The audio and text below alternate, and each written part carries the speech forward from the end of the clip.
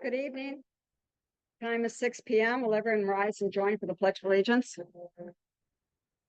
Pledge of Allegiance.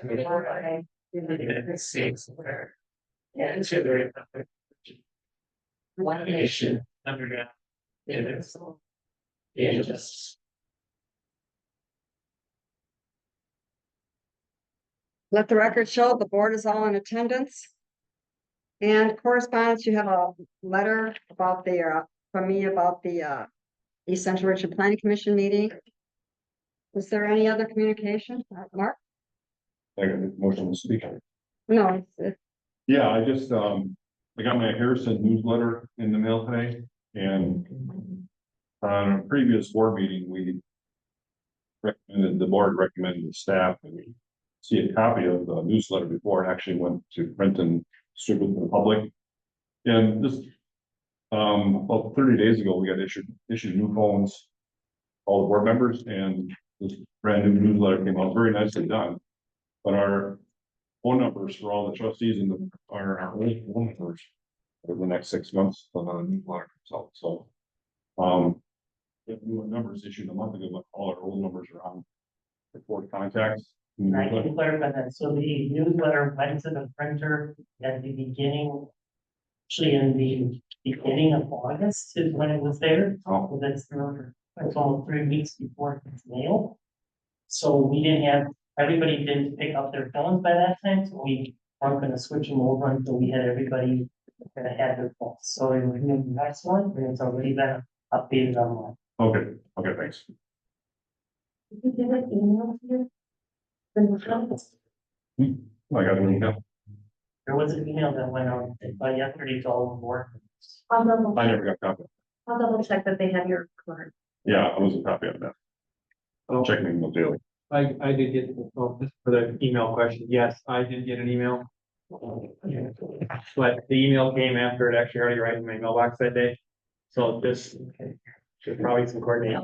Things happen, right? Probably some coordination there for sure though, because I was like, oh, yeah, I know newsletters off, like, got it on my mailbox. Well, I talked to Christine about it today because Chris is the one that coordinates doing that. And I said, well, when you get it to the printer and they send it to actually start printing, that's when the board should get a copy of it emailed to her. So we're going to speed that process up a little bit. So it shouldn't be the problem next time around.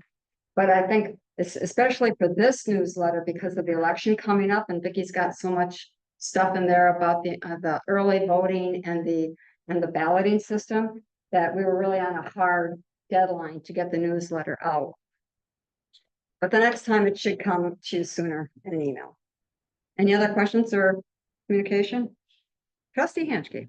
Hey, I guess. I don't know how to say this lightly, I'm just gonna say it. I guess I'm very disappointed in state, county, and not Harrison in particular, but other municipalities when it comes to traffic, because the traffic around here, especially along KK and N, is untenable without road construction, but with the road construction, it is an absolute nightmare. And I am very disappointed in Buchanan for shutting down N and not having that open. I'm very disappointed in the county for not having streetlights on time. And I saw a comment today saying the only way you can get into Harrison is through a helicopter because everything's shut off. I mean, it's very hard to get in and out of Harrison, you know. And so I guess I'm just frustrated because I have 2 kids that have to be in high school and it is nearly impossible. It's going to be impossible to get in and out of that area just because of all the road construction going on. And it's going to be not complete the first week of school. So I guess I'm just very frustrated. I guess that's all I got to say. Trustee Lancaster. Thank you. I got 2 things. One, just about the traffic as well. And I don't know what the solution is, but there's got to be a better coordination going forward on road projects. Because I did see today as well, That inn is not gonna be open until September sixth, week after school starts. I don't know if they're into something or what, but. It impacts our residents. And I do not know what is going on with KK State Park. That project, I know it's not village staff We can tell you. issue. So we were out there, Jeff and I did a walkthrough with the DOT and the county and the engineer on Monday. And we pushed to get the road open. There's a number of punch list items that need to be done in the shoulder. And there needs to be some more different looking for that. And they, the Cedar Corporation gave the contractor this week to get it done. I think we'll shut even though everybody's driving through there now. So we tried to put pressure on the county highway commissioner to get this road open because we're fielding a ton of phone calls at the village and they refuse to do it. So they're keeping it closed at least through Friday so that they can get their punch and stuff. And the county was supposed to send out a circulation so that we could share it on Facebook over what's going on and we have yet to see. Well, and that's where I get part of the frustration, and I know our residents are extremely frustrated, and probably it all reflects on the village, even though it's not the village's real issue.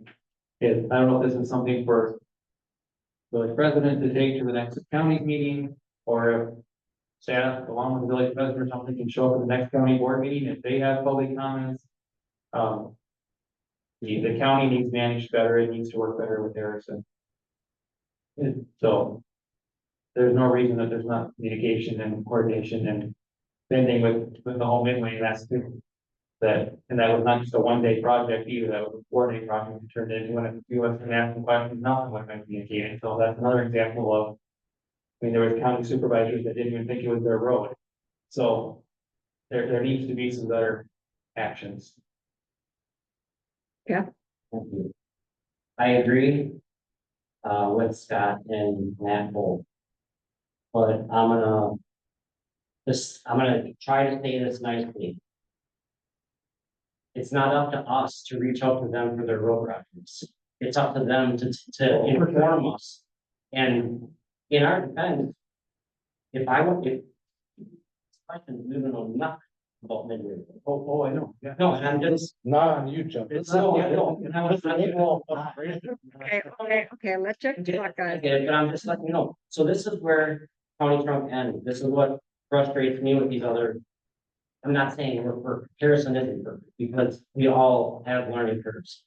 I got a call from We Energies about a gas transmission line to be moved by the roundabout on N. And I'm like, I'm sorry, you have the wrong township, you need to call Buchanan. He said, well, I thought the village of Harrison owned this stretch of land. I'm like, no, we have nothing on the other side of KK. He called back a day later about the same thing. So I mean, I get your frustration, and believe me, it's hard to, I guess it's hard to put in words how frustrating it is for us to get calls from residents to tell us how crappy we run our show, and it's not our show to run. So yes, I get it, I agree with you guys 100%, but it is very frustrating on our end. It's hard.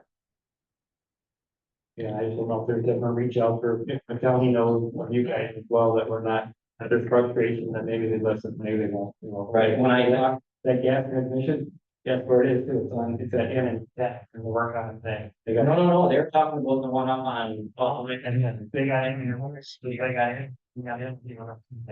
Right by the. yes, you are correct. Yeah, we knew that. Right. That was, yeah, another one. But yeah, I get it. I mean, I do, I share you guys' frustration. It's hard. It's very difficult to take phone calls about, like I said, how crappy you run and everything. And it's like, guys, you're calling the wrong municipality. You gotta, and Ryan and Chad knew nothing about Midway Road. And it's like, come on. You mean you know nothing? And Ryan was upset, which I get it. Because Appleton never shared anything. And just for confirmation, when Chad and I were at the meeting at the county with East Central Region Planning Commission, we did talk to the county manager.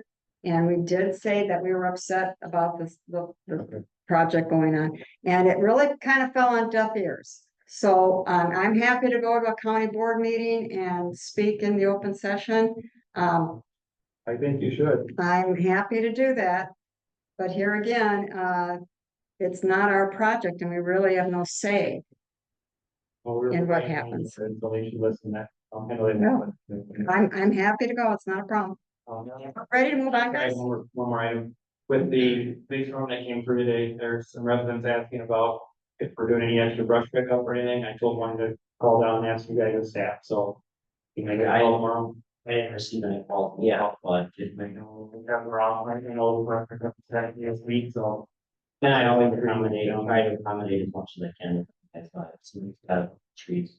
Yeah, we'll. Thank you. Good to go. All right, you have the minutes of the July 30th meeting. What's your pleasure? Is there a motion to approve?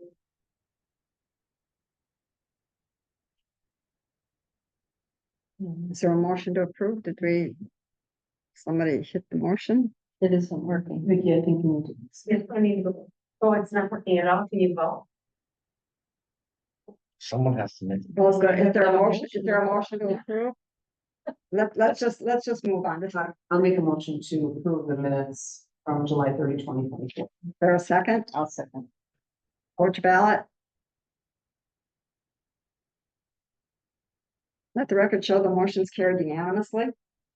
Okay, public comments. Mike Bogart, did you want to speak? Did you want to come and speak up to your issue? Or do you want to wait until we come to it on the agenda? Well, I guess I was unaware. Well, come on up and get us your name and your address. Okay, Mike Bogart, W5756. What road? I had a driveway replaced. I guess I was unaware that I did not get a building permit. But I figured it wasn't a building. I was just replacing my driveway. And I had a blacktop driveway. And I decided with the maintenance of blacktop and resealing and all that, I'd go concrete. And I went concrete out to where Manitowoc Road comes onto my property. So the concrete goes over the top of the culvert. And because I was thinking, well, if I'm gonna go concrete, go all the way, then I don't have a small section that I gotta seal and blacktop, and I don't have to get somebody else to come in and blacktop. And then when the blacktop was down, person from the village happened to see it, stopped and says, you can't concrete over a culvert or line boring or line boring or trenching. And I'm willing to cover any additional cost or remove it, the concrete, at the time that the village would have to trench or replace a culvert. I would take care of that cost. And I've been at this address for 40 years and never in 40 years have they ever trenched through my driveway. But multiple times they have come in line bored underneath.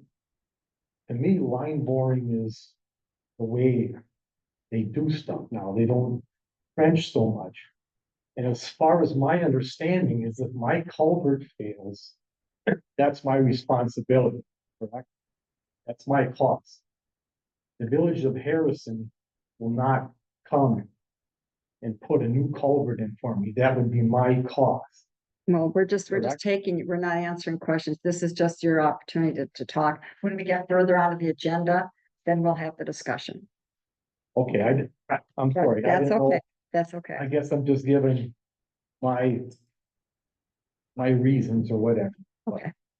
So now, I guess this is my first time here, excuse me, but I don't know how. That's okay. That's okay. We'll get to your item further on in the agenda. Okay, Okay, thank you. all right. Madam President, may I make a motion to move that item up further in the agenda? I'll second it. So he doesn't have to stay here. for long. There's a motion and a second to move, was it 9L. 9L? We would bring that up to after the report's done, Or even just after old business, just first on the agenda, so. first on the agenda. We're not even doing it right now, after reporting. Well, before reports, do it right now. You want to make it right now? Okay, so there's a motion, a second to move it up before the reports. Thought we were gonna use our buttons for most. Well, it wasn't set, so, okay. So there's a motion, a second to move it to head of the reports. Any discussion? Prepare to vote your ballot. Okay, let the record show the motion's carried. So we'll do your, right after, I have one, We're gonna talk about it, go ahead. I've got Ray is up to speak for public speaking real quick. So if you want to have a seat, we'll bring it back up then. Okay, Ray, you said you wanted to speak on something just general?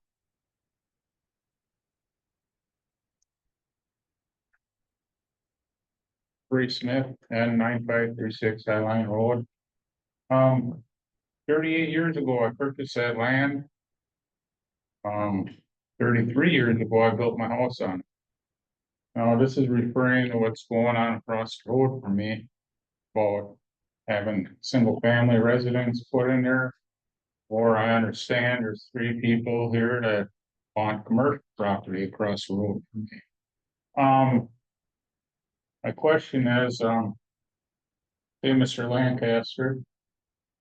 I heard through the No, great, we're not gonna address individual, you just speak straight out and you got 3 minutes. So okay, we're not gonna attack individual. no, okay, I just wanted an answer on, I heard through the grapevine that from State Park Road east. The Highline Road. That they wanna make that all commercial, is there any truth to that? No. No, No, there's no truth to No. that. okay, and I still want that single family housing. If possible, I understand you want Mel, that's your problem, but, okay, thank you. Thank you. And no one else has signed to speak? No, President, one thing, just make sure that Ray's aware of. The comprehensive plan is currently being reviewed. And Chad can get you a link wherever they're soliciting community feedback. So please get that from Chad and submit your feedback because those comprehensive plan revisions will drive what happens east of State Park Road and along. I mean, really, will drive everything in the village really going forward. So that'll be a good forum to submit. So that they get captured and the consultant that's working on that. Get that. So thank you. The only reason I brought your name up is because I know that you're pretty on top of all this. Yeah. Well, thank you. From Vicky? While the reports are going on, I think we're going to turn this off in order and bring it back up in order to get your buttons to work. We're gonna have, But after this one, while the reports are doing, we'll just have to re-sign in. And then you'll be able to use your buttons for making a motion and voting. okay. All right, so if you want to come back up to the front here, sir. And we will bring your, and then Chad, you wanted to speak to this? Yeah, so Mr. Bogart, actually Jeff and the two were driving by and saw him putting in, or the contractor putting in a driveway at his location on Manitowoc Road. And per village ordinance, the burn order over as Mr. Bogart said in his opening comments, required it to be asphalt, and he put it in time. So he's requesting basically an exemption to the right of way permit to keep the concrete in place. And so staff was not opposed to it, but we do have 3 conditions. One, that the applicant understands that should the village be completing work within the right of way, the property owner would remove the concrete and replace at their expense. Number 2, should the concrete apron be damaged by village operations during snow clearing, the village would not be liable. Number 3, that Mr. Bogart needs to come into the village hall or to the right of way, pay the penalty for doing the work without permit. And then we would be all squared away in which conditions then will get attached to that.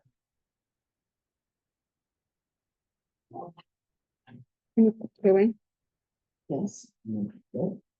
I do have one other question. In the event that you sell the property, what I'd like to see these same conditions possibly be passed on to the property owner so that there would be no problem. And I would not have any problem with that. If you want to put on that address, that's a stipulation with that address, and if at some time that culvert needed to be replaced and it was removed, at that time, I would go with asphalt, if that would be a better option. I'm just saying, now that it's done, if rather than tearing it out for no reason, if there is a reason to remove it, and at that time, it's still where they want asphalt. If at that time I could then go asphalt, but I have no problem you putting on that property has a clause that a homeowner, future homeowner would have the same stipulation that I have. I would not have a problem with that at all. Chad? So I can agree with that, trustee Bowman. I think the problem is gonna be tracking it. So we will put that as a condition in the permit file.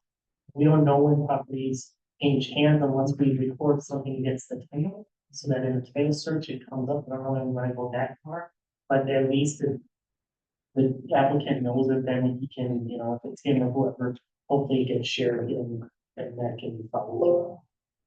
If I may, he would be required to disclose that.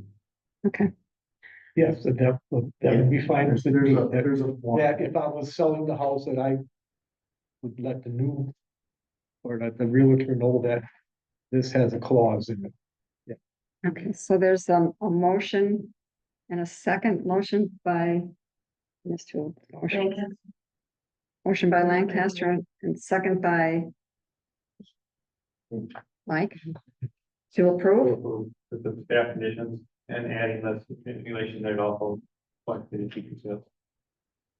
Well, I think, okay, So the motion needs to be. You wanna make an amendment, you have to, no, you can make that motion. That was the recommended motion, but so not you, the last part would be. Addition, because right here, the applicant understands. There's the 1, 2, 3. but Matt just stated his motion. He just stated his motion to approve with the stipulations, so that's So I all thought the one. whole purpose of the piece. meeting was that we have the motion in front of us, and anything outside of what's printed needs to be an amendment to that motion. Andy, Thought we does it have- talked about this. does it have to be done that way, Andy?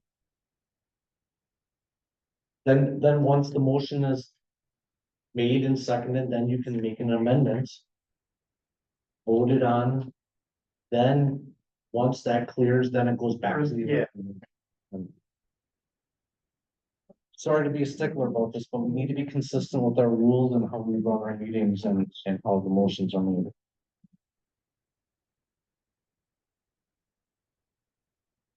Yeah, I think technically, Trustee Hansky's right. If to make the motion and then. Recommend. Okay, so there was a motion and a second to approve the staff recommendations, and then we will need a motion to amend. So is there someone that's gonna make a motion to amend? Well, no, for now it's discussion, right? To amend, he made the motion. And anybody but these two Lancaster made can the make an motion. amendment. to the motion. Brant Meyer seconded it, so we need a motion to amend the motion. So. You should be able to push motion again now. Or. I have to. So we remove don't need to vote. make. All right, Okay, so you're going to stating you want to make an amendment. Make an Yeah. amendment to the original So motion. now President Barkley has the amended motion. and we need a second to the amended motion, second by Julian. All right, any further discussion? You prepared to vote on the amendment to the motion? Vote. Okay, so we're voting on the amendment to the motion. Motions, the amendments carried unanimously. Now we vote on the original motion With the amendment. added with to the it. amendment added to it. All right, Thank you. vote your ballot.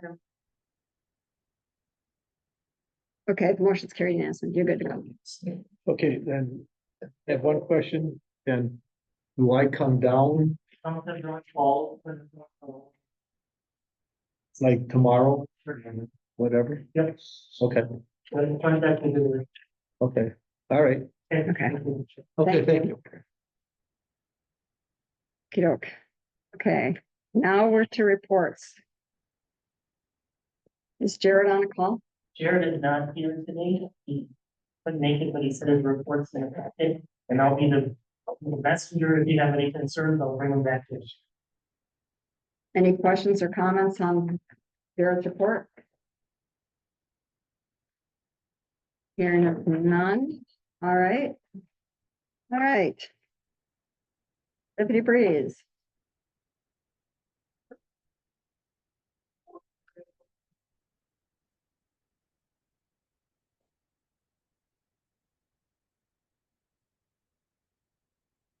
You guys had a busy weekend. That's one of those like.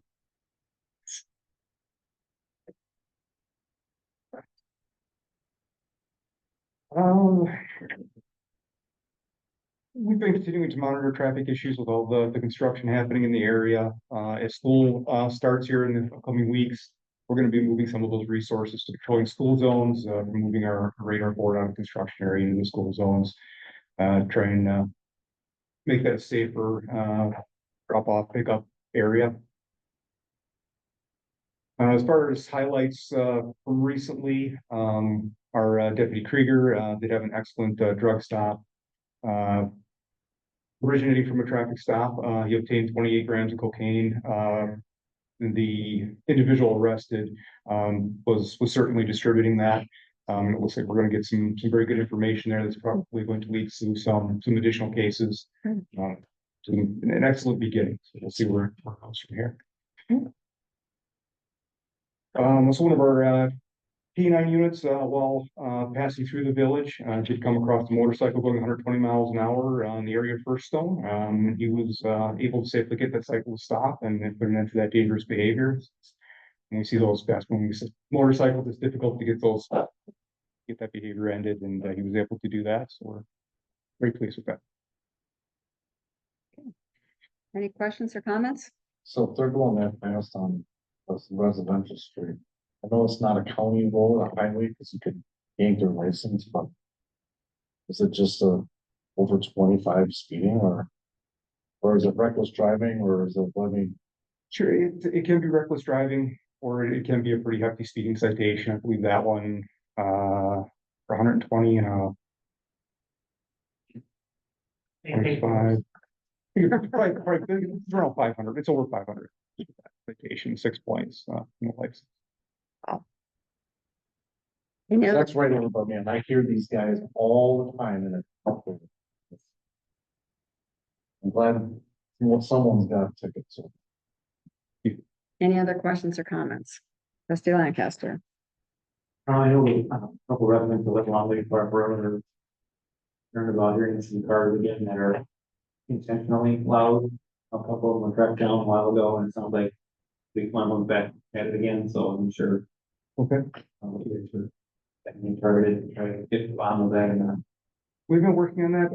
One of those vehicles, is actually, made to be loud for the manufacturer, so there's not a whole lot we can do there unless he's purposely engaging in behavior to make it louder, with excessive acceleration, that sort of thing.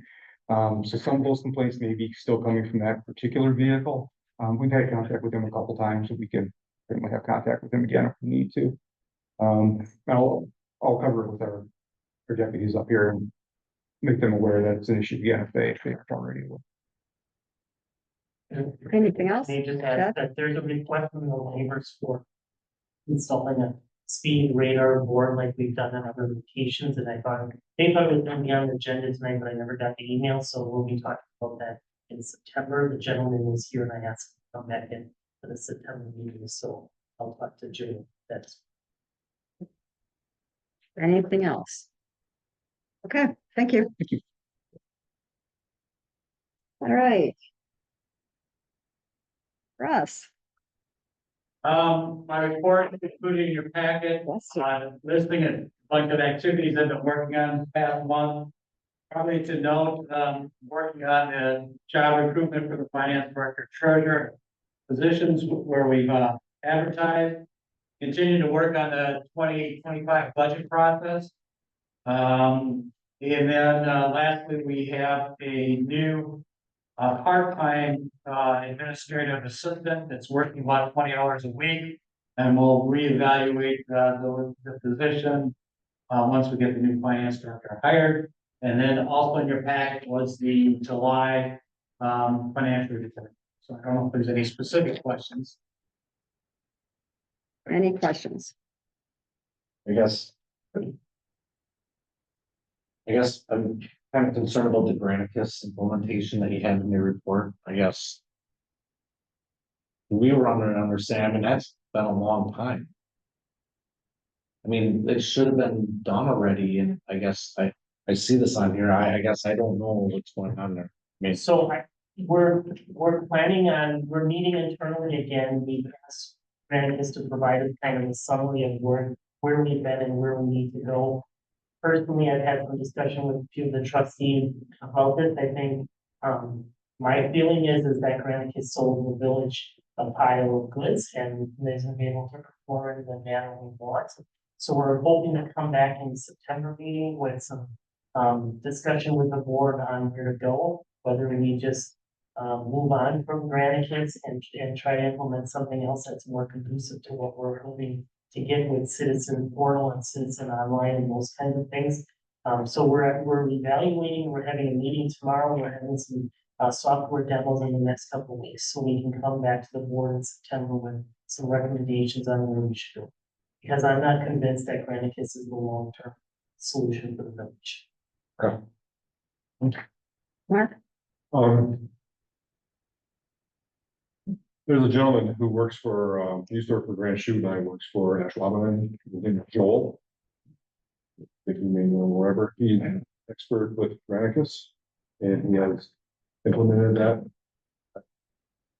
Originally Grand Shoe, then Ashwaubenon, so maybe it's good to give him a call and maybe be able to figure something out where we're trying to make that deal with it. Yeah, we can do that.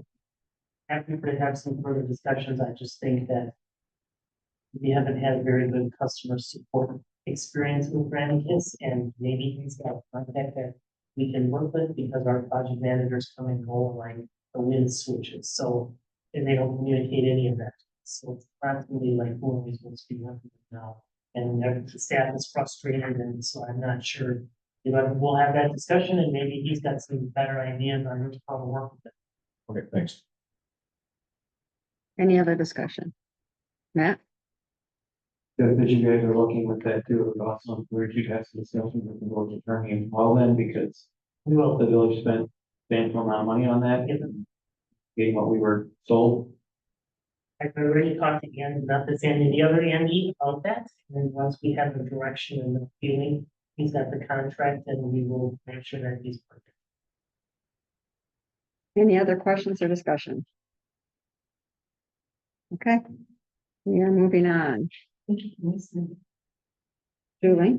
Oh, are we supposed to, we still can't get in. All right, let's keep going on, guys. We are to planning and zoning, Chad.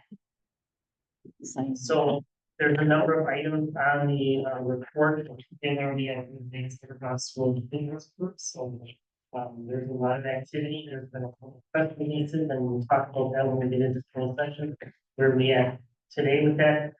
Thank you to all the trustees that picked up your cell phones, so all those are fully implemented. If you've got any challenges, let me know. The security system at Village Hall is all installed and operating. Part of it is going into the boardroom in mid-September. Russ and I attended the Baird Financial Management Conference in Milwaukee. We also had the kickoff meeting with the Fire Station 70, the chief and I, and so they're working on their information, and we should have something to report at the September meeting as it relates to size and location and all of that good stuff. And then I mentioned about the Granicus meeting, we'll be bringing something forward on that. Any questions or comments? Julie? Yes, I do. I'm trying to use this thing. My only question is, to keep up on the new fire station, when are we ready to make this public so that we can start getting communicated or at least, you know, relaying public information on this whole thing, because I don't think there's anything that's gone out other than our recorded meetings, but. We've had a number of Facebook posts and it's in the newsletter. And it's been in both of the newsletters, and so once we have more information, the consultant is working on their space allocations and the design and how this thing will function. At that point, we will talk. Told them that we're gonna wanna have some type of public input meeting as it relates to that, so we will be working through that, but we're not at that point. Thank you. Any other questions or comments? Matt? Just on that same subject, I just want to compliment the village president. That's your write-up was very nice and new letter. Thank you. Any other questions or comments? Okay, we are on to Parks and Trails. So, we had a kickoff meeting with Renwood Park. So that's where we're hoping to have some layouts and concepts by mid-October. So we can include it in our 25 budget. Farmers Field, the grading and paving should be starting either this week or early next week. They're gonna come in and grade everything, and then they're gonna pave right behind it so that the grading doesn't get wrecked. Kids with the donuts in there. Then restoration of the park will occur, all the electrical and everything else is here, and we're working with McMahon on some cost estimates for concessions and building the budget in the 25 budget. And then Darway Park, there was a Facebook post this past weekend, the tree removal will be starting this week. And the trails around the park will be closed as part of that, when the contractor arrives, and guessing after today. And we are also going to be considering the lighting upgrades on a separate agenda item, and we continue maintenance on the city, most of the summer help and meeting this week, so back in this the regular. Matt? Just as you're looking at some of these budget items for parks, how do we get the public more involved as far as community projects? So I had the opportunity, I thought, at the Greenbelt Park over the weekend. And they have some pretty nice pavilions there that are nice, but they're also, I would say, definitely more basic construction, but nice, and they get the job done. We have a lot of business owners that. And I know, like, when the restrooms, for example, at the Harrison Athletic Fields next door to here, needed the bathrooms redone. The village, not even been to town at the time, and goes by fast, right? But anyway, was able to have a really nice community partnership where the town / village paid for the materials, but the labor was donated by area businesses / their employees and laborers, and I just really wonder if there's an opportunity. I feel like there's an opportunity that we're missing. And maybe there's some naming rights that go get involved too, and things like that, to where some of these pavilions or different things, can we buy materials and make it a center of community pride, and help us get a lot more done too for our money too that way. It's a good idea, maybe we can talk about that in the future newsletter, and then social media stuff, so we'll look at. Any other discussion, questions or discussion? Okay. Public Works. So the Cameo Courthouse is completely demolished, and that site is all restored, so we are starting to look at the survey results as to what that's gonna be when it becomes work. The staff has completed some mini storm sewer line projects. One of them is the Oldville Lake. Last year, the group tried to grade the drainage ditch and it didn't work, so there was actually a mini storm line that was put in behind the backyards. It appears to be working, and they're able to cut the grass and everything is there. So, with that, I talked about Crossroads, but the staff is following Green Way and Regional Access Estates to fill roadway for future utility and roadway construction. And we've developed a system to charge time and equipment to the TID so that the village residents are paying for it. And then we will be talking a separate item, over bids for that work. Did round two of the ditch cutting is completed. Most of the resurfacing projects are completed except for State Park Road, which ran into some soil issues, and we're hoping that there'll be a track with paving and final restoration in late September. Any questions or comments? Yeah, Just regarding State Park Road, is there anything, any learnings there for future road projects of any kind of warnings or anything we need to think about, paying money up front for it? Understand things a little better, or is it just, they happen? I guess. What are you exactly saying? Well, so uncovered soil issues that led to more time. And Yes. it happens, I'm sure more money as well, which, I mean, it's gonna be fixed, it's gonna be nice, but I just didn't know it from I know we're engineering next year's road project, so I didn't know if there was anything to bring back to the board, is there soil borings or things like that that we would do in advance that would help you guys be able to. You kind of let, I honestly want to speak to that. I mean, I think the biggest hurdle that we've been running into this year is the weather. Yep. And it is wet out there. It's a wet area and the ditches are quite deep in that area, but as soon as we start to excavate out there, the soils are just wet. And we want to get this thing closed up as soon as possible. And I'd say that's the biggest hurdle. Could we do soil borings out there? Certainly. But I think with the weather conditions that we're having this year, soil borings wouldn't have made any difference. It's just we're battling Mother Nature every week. A lot of water runs down in ditches. No, understand, you can't analyze what you can't see, so that's why I'm asking the question. It's not like we're running into topsoil or anything like that. It's just wet conditions. And if we had a dry summer, we probably wouldn't be having the conditions of all the issues that we're having. Thank you. any other questions or comments? Okay, we're to Vicky. Only additional comments, I did give you a new account statement for Harrison Utilities.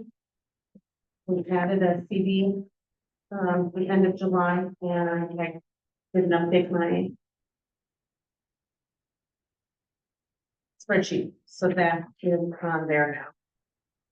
But otherwise, the election went very well. We're already well in the way for the November election. We've gained since November of last year, we've gained over 250 new voters.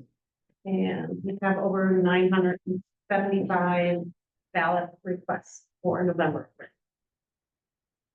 So. How many ballots did you order? I ordered 90% of, I just put the order in today. 90% of our registered voter. How many registered voters do we have? 9,000, 8,420. Oh, yeah, 8429. oh, okay. And that was a week ago, and we've done about 25 this week, or since last week, since this was printed. All right. We're just about to 9,000. Any other questions or comments? Matt? Thank No, you. Scott. Matt, you were stretching.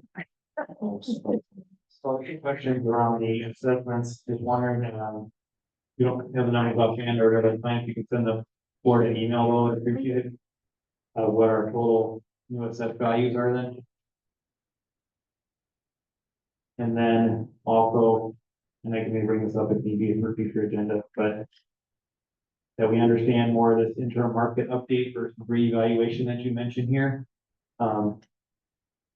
This kind of things are, obviously, we're gonna have to do it, we're way low here now because of the way that the housing market and markets in general have changed.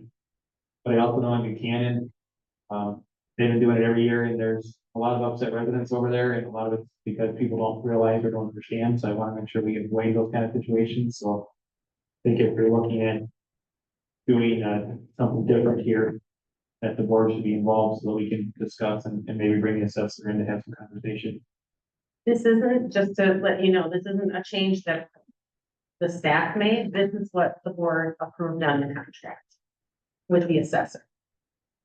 We keep, so I made the same I misspoke during the board of review as well, in talking to the assessor. I said, well, next year when we do the revale. And he says, you gotta stop using that word, Vicky, because legally, that's not what you are signed up to have done. It's the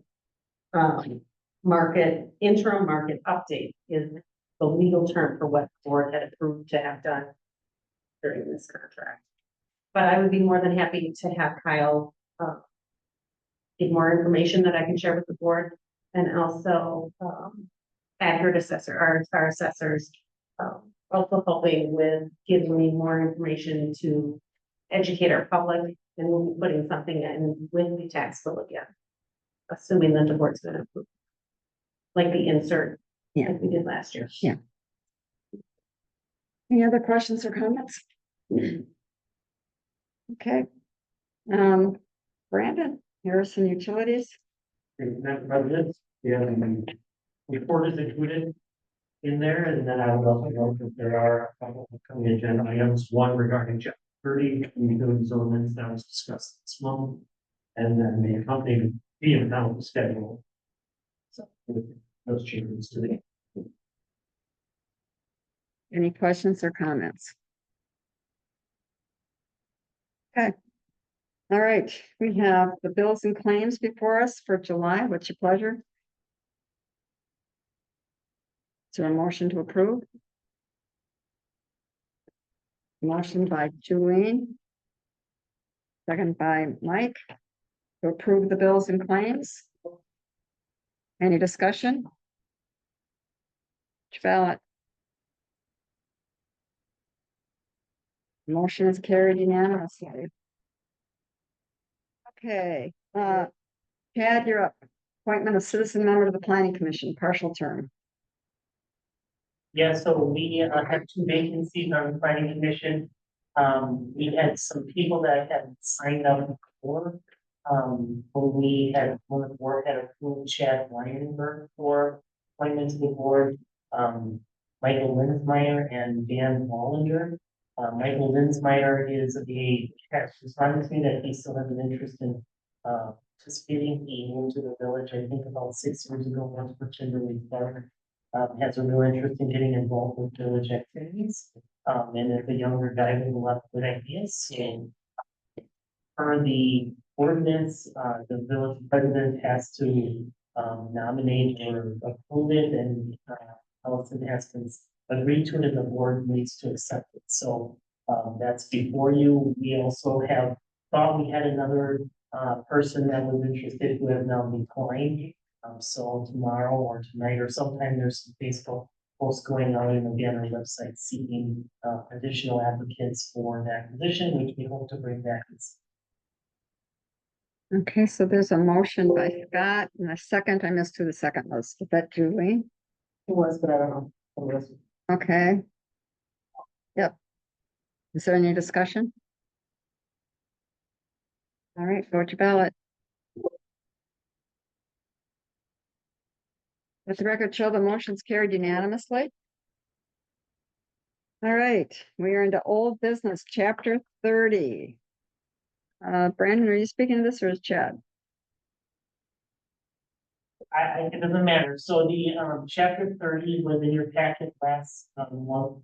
And we didn't get any comment from any board members, so there was no change to what was originally proposed. We worked with other hand, putting together the resolution for basically taking out the current chapter 30 in the municipal code and adding this revised one. So we're looking for direction from the board to hopefully support the revision of chapter 30. This is a long time coming, and this will make sure that we're doing operations at Harrison Utilities in the most efficient manner with the information of the needs.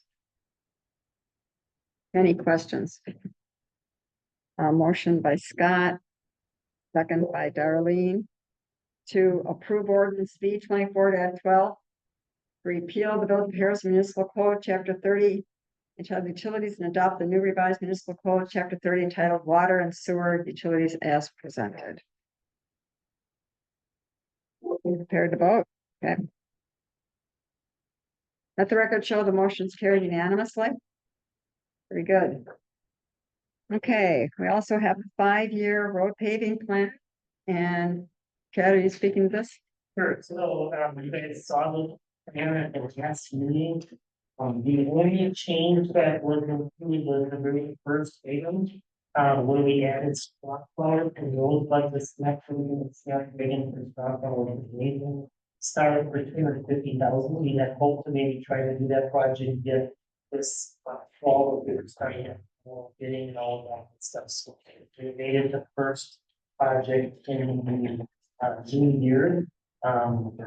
Otherwise, we did publish in the Facebook and online for people to submit comments, and those were attached in your packet. We did receive 13 comments. I would say the majority of the comments were people that know that the street is getting reconstructed in the new year because they received correspondence. And they specify it in the information that was provided in the plan. So we did make a couple modifications to make sure that those streets were all included. And then there was a few additional streets that people had shown some interest in, and staff had looked at them and determined that it's basically they don't like the look of it because they may have a lot of crack filling or that shlag or whatever that was put on a few years ago. But the structure of the road is still in good shape, so those were not added at this time because there's enough little ones yet to deal with. So staff is recommending approval of this, and I'm happy to answer any questions. Matt, I think you're up first. Yes. Thank you. 2 questions. One around the straw flower and snapdragon. Did you guys also look at bellflower? Because I know that was also missed as well. Now that's in somewhat better shape than the other 2, so maybe it wasn't warranted, but I just didn't know if you guys had actually looked at it. We did look at it and we determined that it's not at the same of needing to be like. Not for I looked at myself. And then my other question is, does TID number 3 have sufficient balance to support some borrowing? Where I believe the Eisenhower Drive from Manitowoc Road to Midway. And I realize that there's some right of way that we would need to secure and some processes there to probably work through that. And because of all that as well, asking this question, I really about to make a motion to amend this then, but I feel like that project should get moved up from 2028 to 2026 at the latest. Gives next year to get right away and what have you to show property owners that we're serious about. And we have an actual project on the books coming up with that. And I believe that would drastically reduce some traffic concerns on Coop Road. And especially with Appleton expanding their industrial park there. That intersection around Coop and Midway and all that's going to get just that much more complicated. And so the sooner the better, and costs aren't gonna get any less, so. So to answer that question, Eisenhower was put on that list at that year because we're anticipating that there'll be tax balance in the 5th district at that point. If we move it up, we probably would need to borrow revenue against the TID, which we can do as a borrowing, but there wouldn't be cash to pay for it. So that was the reason it was put in there once the development incentive is paid off, there could be cash and we wouldn't have to borrow funds, but there is capacity to borrow funds if we did want to move that project up. I would also say that this project has been modified. Originally, this had gone from Midway to 114. That will never happen. And well, it may be, but not in the 5 years of this plan. So my thought is let's take it by pieces that we can handle. And I think this Manitowoc to Midway makes sense. And I think I've had some discussions with a few board members about, there had been, prior to me, there had been discussions about commercial along this area on the Driscoll side. And I don't know that if Eisenhower goes through and commercial is going to be good there. So maybe there's some dialogues with the developer about trying to get commercial along Midway versus along Eisenhower. But yes, I think there's opportunity. It's really what the board wants to do. Okay, Russ had some comments. Yes, I just want to interject a couple of comments real quickly. What you're seeing tonight is a proposed road plan for the next 5 years. And coming into the organization, I would concentrate and look at the bottom line. What you want to do is not have a lot of peaks and flows in your capital plan. Want to have kind of a level approach to that. And I think Chad's done a good job of doing that and Jeff's work and doing that going into the future. Some of the discussion about funding and those type of sources we can handle as part of the budget process. Most communities actually would do your capital planning before you start your budget process. And we were kind of down that trail before I got on board to help with the process. So Chad and the rest of the staff and myself will be coming forward with taking this plan with our capital needs of infrastructure and other capital projects, rolling them into what you can expect in the future, what we can afford to take on in 2025 as part of our budget discussion. But right now, I think what you're looking at is we're looking for the adoption of the plan. So we have a kind of a level plan going into the future that, it's right in that $3 to $4 million range. And you can see that 20 to 29 and later is a little bit larger. Some communities that I've worked with have actually gone out and identified actually out 10 years. So they took that 29 column and just spreaded that out even further by additional years. So I understand there's a lot of priorities, but there's a lot of moving pieces as far as fitting the plan and with what you can afford to take on. And we'll do that as part of our budget discussion. So your recommendation is to go with what's presented this evening? Yes, I would recommend you adopt a plan. But the plan then we would have to come back to the board, could include financing options when we do the budget process. Thank you. So just to follow up on that, I definitely can understand the importance of keeping it level when you're using tax dollars and regular budget dollars, because obviously you want to try to keep the tax levy not jumping all over the place. But if we're looking to finance a project through a TID, those projects can certainly be, I would think, outside of that level 3 million, because for example, we have an agenda item later tonight in a TID project of over $1 million. So you can't count those TID projects. So we're trying to keep things level. Correct, but let me just preface that with, we are going to present a plan for all of your 6 tax increment districts as part of the budget process. And again, we could have further discussion with that when we get to it. I wasn't prepared to have a discussion tonight on the individual tax increment district, but part of that plan is looking at where we're at in fund balance. We're looking at additional increments coming in and what we're looking at expenditure. So that all comes into play. And I think it's important to talk about. We can talk about that as we go through the budget process. Okay, trustee Baldwin is the motion to approve. You already have Amend it? a second. Oh, to amend it? No, I didn't see a motion. Oh, I didn't see a motion in a second. There is a motion by hand. Oh, motion by Hanschke, second by Brantmeyer to approve the 5-year road plan as presented. Any further discussion? You want to make a motion to amend the plan? Oh, sorry. I put no one. I'm making a motion to amend the plan to move Eisenhower Drive, Clarkson Midway from 2028 to 2026.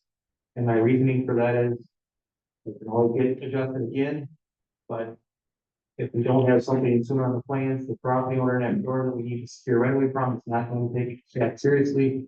And this allows staff to have some discussions with that property owner during 2025 to see if we can get some more information. We may not be able to, and we can't do a project, at least we can have more discussion, so that's my one. I think that makes sense. I mean, when we get to the discussion part, we can- Okay, yeah, it was already just stated that there isn't money at this point in time in TID 3. We can borrow funds. Or we could borrow funds, but we're already borrowing a lot of money. So I am uncomfortable with approving that amendment at this point in time, because Russ made it very clear he wants to he wants to present all of the TIDs and all of the moving parts. And here again, if we start micromanaging the plan, this plan, if in 2025, the board chooses to move Eisenhower up to 2026, fine. But I think we owe Russ the courtesy and the consideration to give us his wealth of knowledge concerning TIDS and all of these budgeting issues. And to start micromanaging at this point, I think it's unreasonable. Scott? Hey, yeah, I totally understand what you're coming from, and I'm with you as well. I just think that. I think. My thing is even if we moved it up, we don't have to do anything. It's just part of the plan. I think it does make sense just to say. You know, put a little heat on the urgency of getting the right of way, because I think that's the hurdle that. We can have it on 2026 or 2028. If we don't get the right of way, this isn't happening anyway. Like, you know what I'm saying? So, I mean, totally understand, just. My understanding is this is just a plan, and we can move stuff up and down however we want. We could, you know, let the staff try to, you know, work the magic of getting right away, and if they don't, then okay, great, then it falls off the from its slot to the other slot. So I guess it just makes sense just to allow, you know, to try to get that right away. I guess that would be the big thing, that even when we do get it, then we can push it back once, but we want to get that right away. Or maybe get a grant, you know, and I think if you have it budgeted, as long as it's somewhere on the plan, I think then it's fine. Right? Russ? Yeah, as far as the amendment, I have no real heartburn on it at this point in time. As I've worked with other communities, and when we go through this process, you know, really what we want to do is kind of hone in on what are the projects we're going to do in 25, so we can get some of the engineering and work done and everything else. From 26 on forward, you know, we're going to come back to the village board next year. Hopefully it's before September. Obviously, in most of the communities I've been involved with, we started this process probably right about the time we're doing audit work, like late spring, early summer. So like June and July, we're looking at capital projects for the next 5 to 10 years. And then taking that current year, moving that into the operating budget. So from an operational standpoint, I don't have a whole lot of heartburn with the amendment, but you just have to understand that when we come back to the board in 2025, doing 5 or 10 year CIP or plan into the future, that we may have to, again, depending on finance and everything else, move some things around and make it work out financially. Matt? Thank you. So yes, I definitely, appreciate Russ's expertise, and that's exactly, he summed it up well here. I guess to really why I'm trying to move that to 2026. We try to see if that property owner will consider that right away. Because in the past, the town is, back in the town days, even has tried to get that right away for years, not been able to even have the property owner speak to the town. So by having something on a plan, that may or may not help. And yes, I expect a lot of these are going to get moved around as we have, you know, future discussions, and road conditions are going to change. Yeah. It's a moving plan, but at least also that shows the residents that we're also serious about trying to solve some traffic issues in that area as well. I guess amendment on the floor. I guess we vote on that and then. Yeah, there's a motion and a second to amend, to move Eisenhower up to 2026. Which ballot?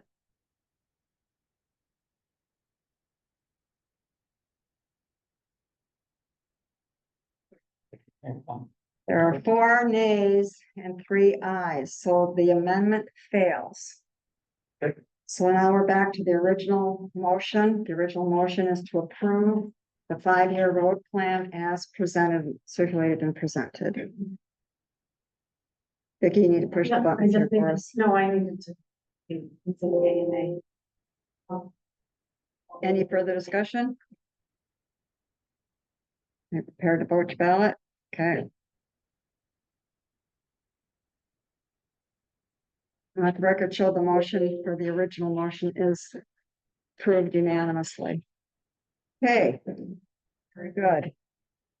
Eagle Scout project. Ken? So, again, Dennis Wolfson is a village resident who is interested in installing 9 wood duck houses at various stormwater management plants around the village as an easement project. And staff is in support of it. He can raise the roughly $450 to do the project, so we were recommending approval. Motion by Jolene, second by Darlene to approve the installation of wood duck houses on village-owned property. Any further discussion? Vote your ballot. Let the record show the motion's carried unanimously. Very good. We did a nice write-up on that. Okay, we have a request for exception to the discharge of firearms permit, and Vicky, this is you. Yes, so we had, one of the criteria in order to receive a waiver for discharge of firearms, in our prohibited areas of Harrison is that they have to have a minimum of 40 acres of property. We have 2 landowners, each with less than 40 acres of property. They have adjacent lands, and together they have over 50 acres. So in essence, the 2 landowners are trying to work together and get the waivers for both of their properties. And my recommendation was to approve them on the contingency that one is reliant on the other. If one of the parties either chooses to give up their waiver or does something where the village wants to take the waiver away because for the other neighbor would also lose their Waiver, options. the waiver. Okay, discussion. Just deleting somebody, sorry. Yeah, Mike, I think you were first for discussion. Well, we do have an ordinance of 40 acres. So I go to 30, what's next? 15, 10, 5. I guess, I think 40 acres. I drove past it, the woods aren't very big. And the deer are gonna hanging around in the woods. And they're gonna be shooting towards houses, shooting towards businesses. I drove through there twice, drove through there on Sunday, and I drove through there today. But I missed something when I did. I think we stick with 40 acres. Okay, Matt, Thank you. So I'm all for people being able to hunt. But likewise, I agree with trustee Brent there. We have ordinances for a reason. And I'm concerned with the comments in the memo here about bringing precedents for future similar requests. To me, if staff feels that 40 acres isn't appropriate, then they should be looking at bringing a ordinance change forward so that we're not granting exceptions. And then we have to staff to determine if they feel that the ordinance is appropriate or not. So as the ordinance is written, I would be not in favor of this item for public safety purposes. and trustee Bartline. I agree with both of them. I was thinking the same thing because I don't think you should go down. One person has 23 acres. That's almost half of what, I don't think it's a good idea. So just saying. Okay, just to be clear that the 2 properties are adjacent and they would be doing the perimeter. Totally agree.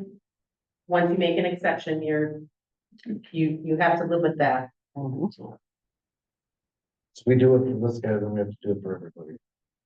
I just wanted to make sure that I was clear that it's not 2 separate persons away from each other. It's 2 adjacent persons. Okay, now I don't want to get this wrong, Scott. So is someone going to make a motion to approve of the discharge of firearms waivers? And if no one makes a motion, they just would die as well, correct? We don't have to make a motion. Either do we? Or you can make the motion and we can vote against it. Okay, so you make the motion, you make the affirmative motion. Okay, so motion by Scott. Is there a second for the affirmative motion? Someone's gonna make a motion, guys. It makes it cleaner. Okay, second by trustee Baldwin. All right, any further discussion? Then vote your ballot.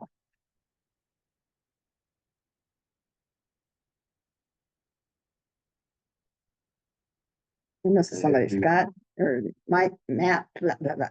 Let the record show the motion has failed unanimously. And so it looks like we're gonna stick with the 40-acre requirement. Very good. Okay, request by Festival of Lights to reserve Dover Community Park and for the rental fees to be waived. Vicky, They do this every year. We've been waiving the rental fees for them to use the park for the Festival of Lights. The last few years. As far as I know, nothing has changed. If anybody has questions? Trustee Lancaster, What is our daily park rental fee again? Or daily. For a resident, 75 if I were all off the top of my head. We've got the account that was going today. I believe it's 75. So they're asking for the fee waiver for 80 days, is that correct?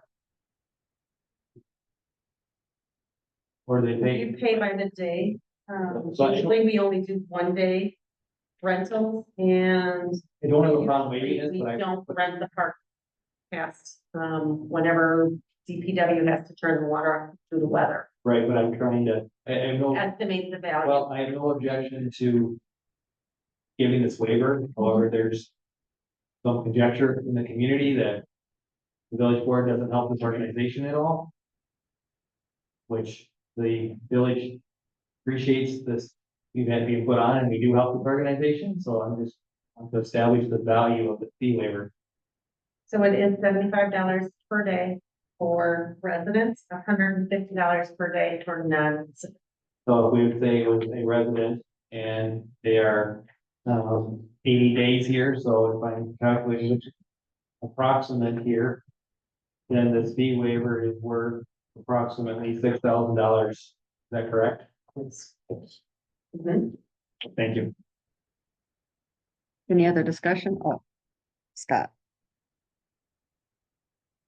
That was my point. that was your point. Okay. Is there a motion? Is there a motion to approve? Festival of Lights, motion by Matt, second by, was that Scott? That was the Is second. that a motion to amend? No, motion to approve. Waiver for the Yeah. rental For the fees for reserve the Dartmouth Community Park and waive the rental fee. November 1st to January. Any other discussion?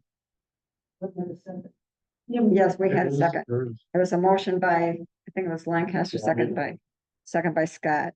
Do you want to talk, Scott? Okay, you got. Yeah, there you go. There you go. All right, vote your ballot. Let the record show motions carried unanimously.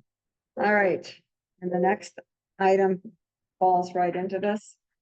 Where they're requesting funding for the Festival of Lights, or requesting a donation, $5,000, which should come from the general fund. Yeah.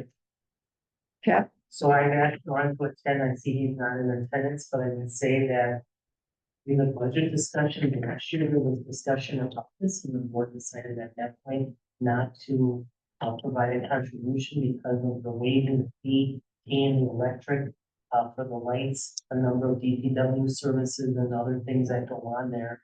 And that was probably sufficient of over $10,000 that the village funds as that operation, so that was the contribution towards the event. So there was a decision not to do that. He's looking for 5,000 again. Given that his event kind of goes this year and next year, it would be, up for discussion as to when we pay it, but we have nothing budgeted at this stage to make a contribution towards the event this year.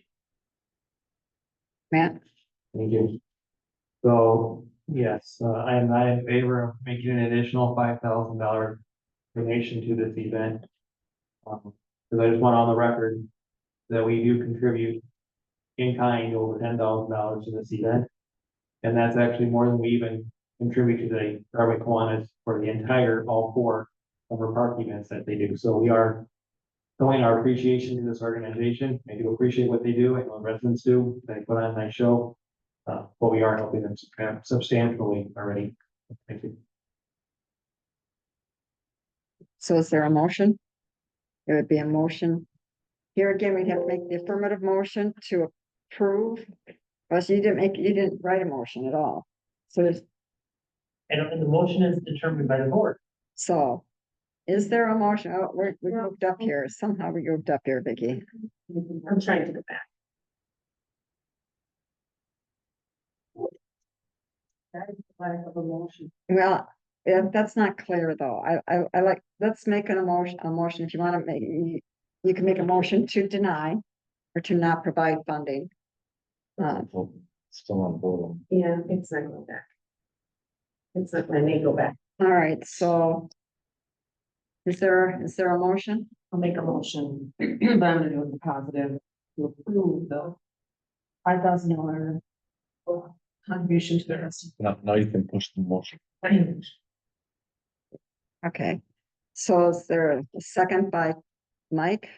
So the motion is to approve the $5,000 request. Vote your ballot.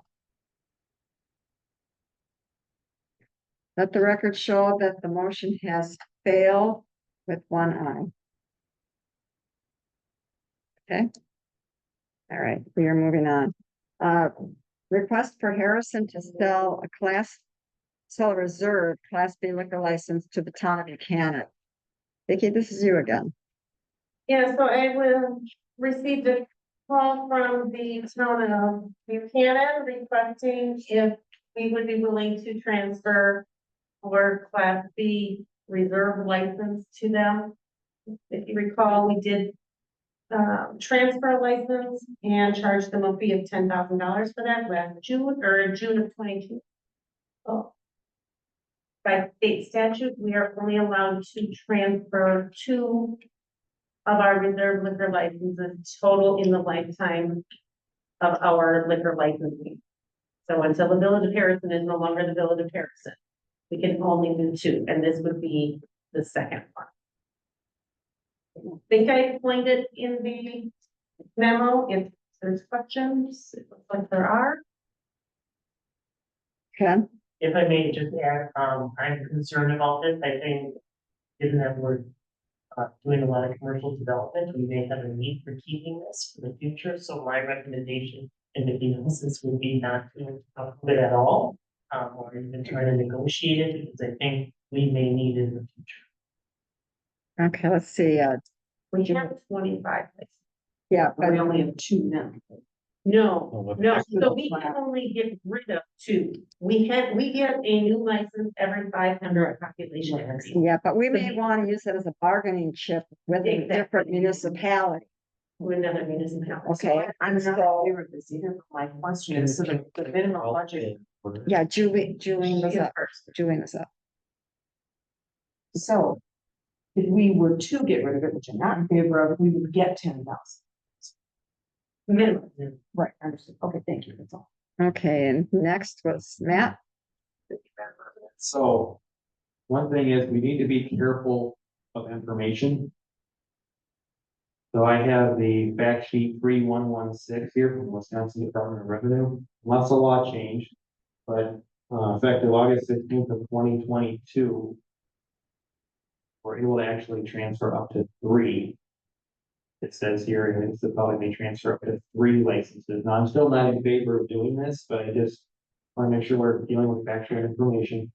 The other very important clause of this fact sheet from the Wisconsin Department of Revenue is, while we may set the fee at a minimum of $10,000, whatever fee we set, that is the same exact fee that whatever business in the other municipality, in this case Buchanan, wants the license, they have to pay that amount. But we came up with some, let's say we wanted $30,000 or something, that business has to pay that much. It's not the municipality themselves paying it. So it gets to be where a business isn't going to do that. So I think there's some very valid points about maybe we want to transfer to another municipality. We want to get one up, such as Sherwood or someone else. If we're trying to work on some commercial development together, for example. So I am not in favor of this. Also, for the record, Buchanan has been a very poor neighbor to us. What they are doing with their curb and gutter, forcing Darway Sanitary District, because they control Darway Sanitary District, to move perfectly good water and sewer pipes. The Harrison water rates for Harrison customers in the Darway Sanitary District rates well 20%. They're not being a good neighbor to us. So I feel no obligation here to help them out whatsoever. And if they have a business that wants to come in, that wants to build or do something, perhaps Buchanan should look at annexing with Harrison, and let's all build a prosperous community together then. And then this wouldn't be an issue, because there's plenty of liquor licenses to go around. I agree. Mike, I think you're up next. They had hit they were at top of getting roads. Yeah. Okay. All right, so, the motion is, or the recommended action is to authorize the transfer of one reserve Class B liquor license. We're gonna let this one die. The recommended motion was to. Oh, never mind. No, it was, Never mind. here again, make a motion in the affirmative. We don't have to, though. We can let things die if we want to. That's Robert's Rules of Order. So I don't want anybody, I mean, if people want to make motions, that's fine, but no one on this board should feel pressured. They have to make a motion. Robert's Rules of Order say if there's not a motion, the item dies. That in itself is a denial. All It right, happens all the time. In fact, I was watching a board hearing today at our municipality, so I'm trying to learn about something, and that's exactly what happened. So it's acceptable. fine. I do. I wanna You're kind of fine. push the button. And I think it's gonna make you do it. All right, You're gonna be a second, and all right, you push the button. I'm not feeling so. all right, just wait a second. I'll say, well, you may be correct, but there is instances that if you don't do something that, like for zoning, that may just, if you don't vote on it, it will just go through. So you gotta be careful. We talk about making sure that we know our stuff, and I know for a fact that we can't just not pass motions, but this one I think we could. But I'm saying you just gotta be careful of not making motions, because otherwise it'll actually go through, so. Just want to clarify that, sorry. So there, I Joey, can't press to speak, but I just want to make it clear, I am not making this under any kind of pressure. I don't make motions under pressure. I'm making it because I believe it should be on the books for our take on it, whether it's yay or nay. But I think it's just important to be able to tell Buchanan, if you do or don't want to do this, and just get enough. there's a second by Mike. So it's an affirmative motion to authorize the transfer. Be prepared to vote your ballot. Let the record show the motion to transfer a liquor license has failed unanimously. I know it's an official part of the record. All right, moving on. Approval of additional funding towards state park signalization project. Okay, I've got a question first. Who did they sell this land to, if there was a land transfer, and why isn't that next owner responsible for the extra money? So let me just, let me answer. So the, Michael Brown, the administrator, called last week, and I actually asked him to attend tonight to defend this. And he told me it was his daughter's 16th birthday on her holy birthday, so so he won't be here tonight. I mean, is there another board member that could attend to defend this? And then the answer was no. So I will try to tell you what I know. So the project was, approved, as you know, to put the lights up at State Park and KK. It came in under budget. And the intent, there was in the intergovernmental agreement, there was between the Calumet County, the village of Harrison, and the town of Buchanan. There was a percentage in there of what each municipality was gonna have to pay. The county and the village of Harrison were paying somewhere around 32% of the project, and the town of Buchanan was carrying the weight on the majority of it because of what they claimed was this money from the developer that was in an escrow account. So the property that this tip money was, incentive money was given to is that gas station that's now been a big power store on the corner of State Park and KK. And as I understand it, they didn't go and verify that the money was actually there and that they could draw against it when they awarded bids. And now they went to draw the money to make a payment to the contractor and found out that the money is no longer there because the developer has gone default. So I don't know what has happened between the time of awarding the bids and all of that. I would have thought that the town would have verified that the money was there before they awarded the contracts to make sure they could pay their bills. It appears that didn't happen.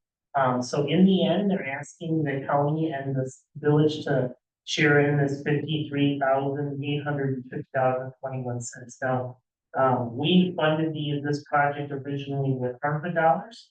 And when the bid came in our portion of the project was the roughly 70 some $1,000. Vicky and I worked together and lowered the ARPA, and that's primarily where the savings of those additional projects had come into place. So right now, there's no money in the ARPA to fund. So if the village board so choose to pay for this 53,000, it's gonna have to probably come out of capital outlay funds because there's no funding left in the ARPA fund. Now, I have it on here as a motion to approve if you so choose, but don't feel any obligation in talking with the county highway commissioner. He has not brought this forward on his end, but he is not sure that the county is going to support him either, and kind of feels that Buchanan is going to have to pay it and maybe sue the developer and see if they can collect that way, but that they didn't feel there was. He didn't feel there was any obligation for the county to pay it, and I don't think there's any obligation to pay it.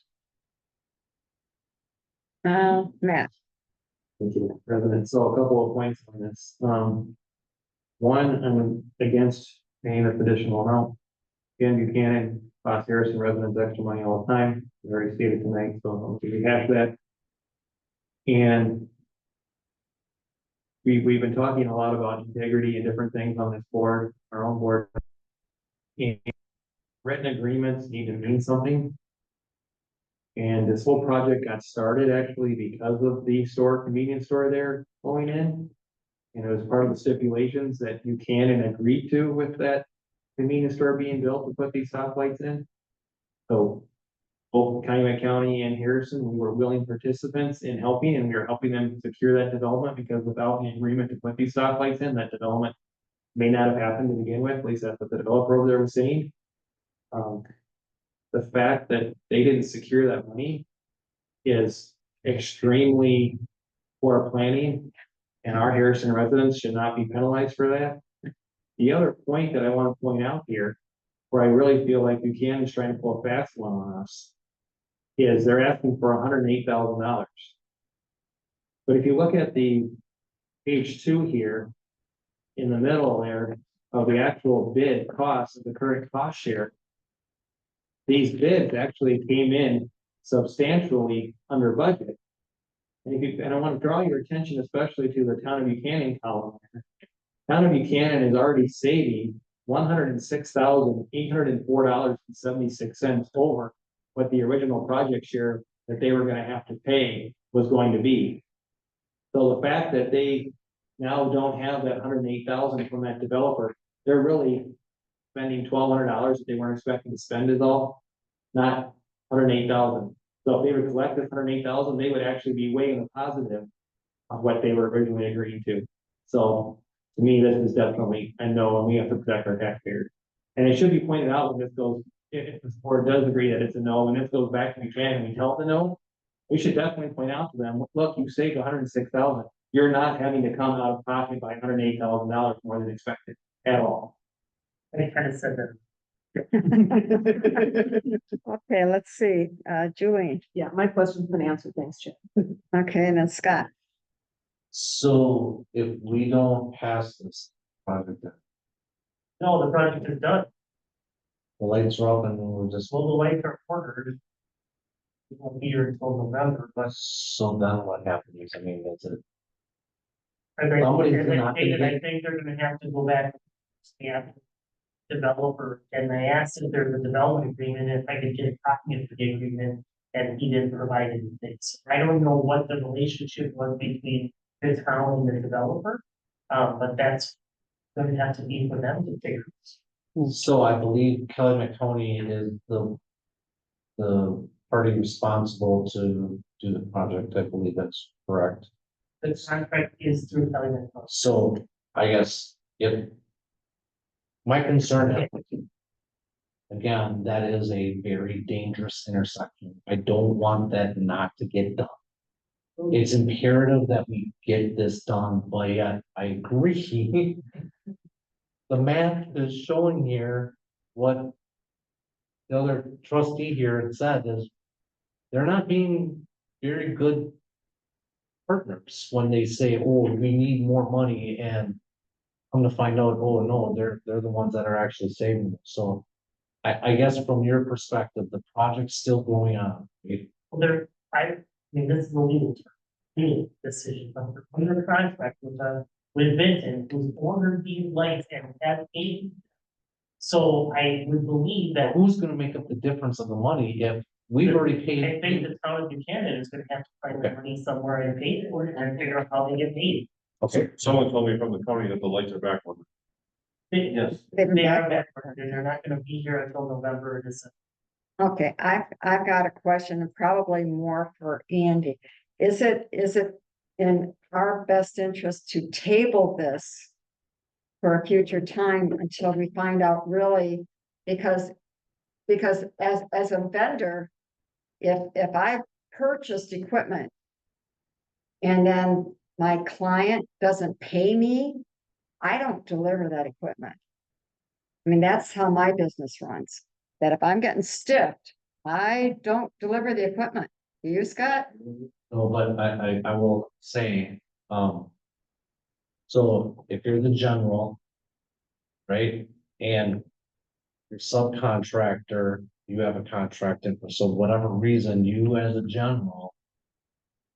Don't get paid from your. Customer, you still have to pay. Your subcontractor, am I correct? But in I mean, this one, the So, county, so that's where, you know, the owner, County's not the general, or the, county is the contracting entity. yes, but they're the ones that have to make payments. That is correct. Okay, that's what I'm saying. So we fund the money when the project's clear. Money gets transferred from Harrison's ARPA fund into Calumet County's fund. In which Calumet County allocates money from there, wherever they get their fund, I believe it is, or wherever. That goes into a kitty, and then Buchanan then is obligated, once it's signed, to put in their portion of it, correct? So if the Buchanan doesn't put their portion in it, then Calumet County is gonna have a hole. And Calumet County then is probably gonna have to sue the town of Buchanan. That's what I'm saying, There's that been you a just made my point. governmental agreement that states how much each entity is gonna pay. so do we want to table this until we? Vote on it and say no. I don't think so. I said we vote on it and say no. Right. All right, All right, okay. you guys ready? Matt, did you have Well, anything else you wanted to add? No, I think we vote on this because again, I think part of the letter that needs to go back, if you can, and very important here is. They're not out $108,000. They're out $1,200. And it needs to be really spelled out in black and white to them, that we kind of caught on the numbers here, if you want. Maybe they just don't This is the understand. third revision of this report, you should see the first two. Because they haven't lost any money, they have no money they need to go find in their budget, they have no hole. Because they did, and we got lucky, the bids came in or did, or it'd be a different conversation. All right, so here again, if we're gonna, are we motioning in the affirmative? Yes, that's what it's on the book. All right, so the motion is to approve the additional 53,000 for the Safe Park project. And the motion by Scott, and second, I missed that, was that Mike? Oh, no, I'm not saying they. Well, Someone- Before we vote, I have the question. But I need, if we wanted to make sure that the letter was sent from staff very clearly with the numbers back. Do you need that in motion form that I should make an amendment to that effect, or is that nice? No, I think we would put it in writing. yeah, we'll put it right there. You wanna tell them the tax thing? you can tell them. Okay, so there's a motion by Scott, second by Julie, to approve of the additional funding. Which ballot? Not letting it. Hit your request to speak button. Hit your request to speak button to wipe that out. I'm doing that. Okay, well, just. I vote nay. Nay. Okay, let the record show the motion to has failed. Okay. All right. Site plan for park data centers. Hey, some positive. Yeah, Hey, so Chad? So, our data center is the Volta project that we have talked about in the chest. A three-phase plan to build out. Basically, what their first project will be is to, add additional, space to the current facility. They're gonna double the size of the current facility.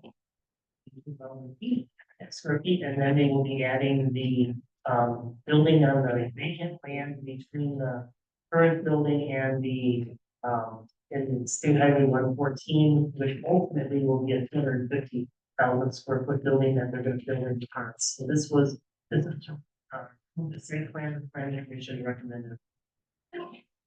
Any discussion? Motion by Scott, second by Mark, to approve of the site plan with the following, with the conditions. I wanna have that in my sleep tonight. Okay, vote your ballot, guys. Vote your ballot. late. Okay, we are, I don't know what this one. Can you restart it? okay. I have a question. So How can you have a question? I don't know if we have the, I'm okay with doing this, but we have the plans. I just need any plan. Oh, you have, there were drawings. Just. Yeah. Just. All in favor, say aye. Aye. Opposed, motion's carried unanimously. Oh, goodness gracious, all right. Okay, moving on, certified survey map, Jerry Lopez, W 6362 Ravine Court. He wants his house somehow got built in the middle of two parcels, he wants to join them together. Motion to approve. Second by Darlene. Can you restart that? You're gonna have. Yes, I can. All in favor, say aye.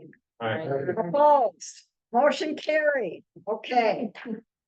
We have conditional use modification permit for North Shore Golf Course, everything is in your packet, it's gorgeous, it's beautiful, you got Motion approved. motion by Scott, second by Matt to approve, all in favor, say aye. Opposed, motion carried, I just want to be able to go to North Shore, I'd like to swim in that pool.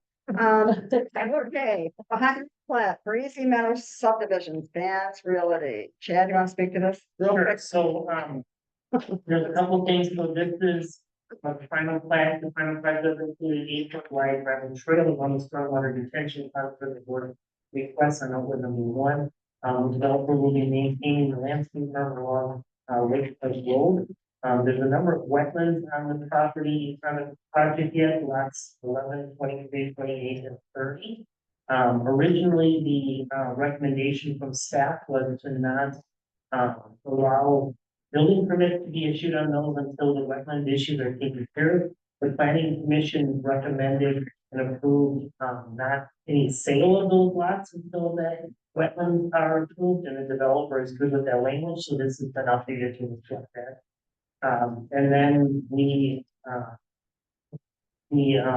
fact that the development agreement is similar to the other development agreements that we reviewed recently, particularly the Cedar View. I did not have the village attorney review it because the language is in it. So staff is recommending approval of the agreement. Any discussion? Is there a motion to approve? Make motion to approve. I'll second. Second. Any discussion? Then go with your ballot. Can't. All in favor, say aye. That second. All in favor, say aye. Alright. Opposed. Motion's carried unanimous. One just need to close it and open it, Vicky.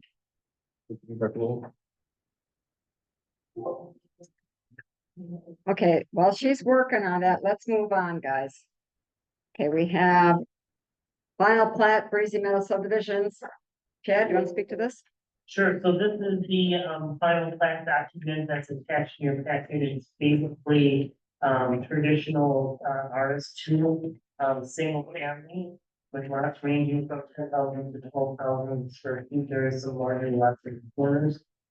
Staff has reviewed this and everything is you received everything to recommend approval.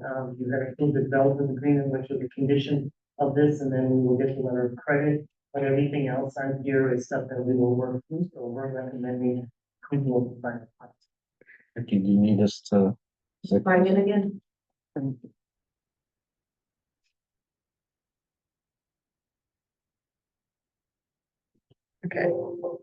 Any discussion? A motion by Julie. Motion by Julie, second by Mark to approve. Darling, I'm sorry, Darling. I have press speed too first, but it's okay. There's a motion, a second. They got cleared, but that's fine. There you go. Thank you. Are they, I think Lot 1 is drainage pond? Yes, Are they putting a trail around that? yes, that was in the previous document. Okay, so we can just talk about that. I just didn't know if it needed to be mapped here or anything else. When we do that. Final plot. It's not on the plan, it's on the engineering. Okay, thank you. Any other discussion? Vote your ballot. Let the record show the motion to approve has passed unanimously. All right, we did the request from Mike, that's done. So we are skipping down to M, acceptance of money, $935,489.34 for the Old Highway Road Trail Project. Cat, So we wrote a grant with the East Central Regional Planning Commission to fund the trails, so the plan is that for the village to, design the improvements to Old Highway Road Trail, what will happen is, Old Highway Road will shift to the north. And the trail will be on the south side of the road, so that's a 26, design in 25, construct in 26.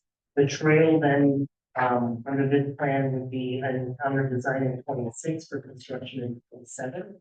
The grant would cover 80% of the $1.4 million project. The plan is to submit this to the DNR recreational program that could fund the other 20% of this. The trail could get fully funded at 100%, but this grant is a good start at the 935,000. So staff is recommending it. there's a motion and a second, is that the new motion and a second? I missed who that was. Motion by Scott, second by Julie. That's the second, that would be the second motion. The first motion was already made by, Ashby and Baldwin. Yes. Hanchkin, Baldwin. Yes. Okay, so Matt, you had discussion? Well, this is strictly for the trail. This is not any of the doing the road work and all. So this is strictly the Strictly the trail. Okay. So if we can't find enough funds. I guess we have plenty of, looks like we have till 2030 to do this, so we have plenty of time to figure it out. Everything's ready. We will be submitting for the next round of recreational trails to make a difference, and every indication is that the DNR. Okay, perfect. Thank you. Yep. Any other questions or discussion? Porch ballot?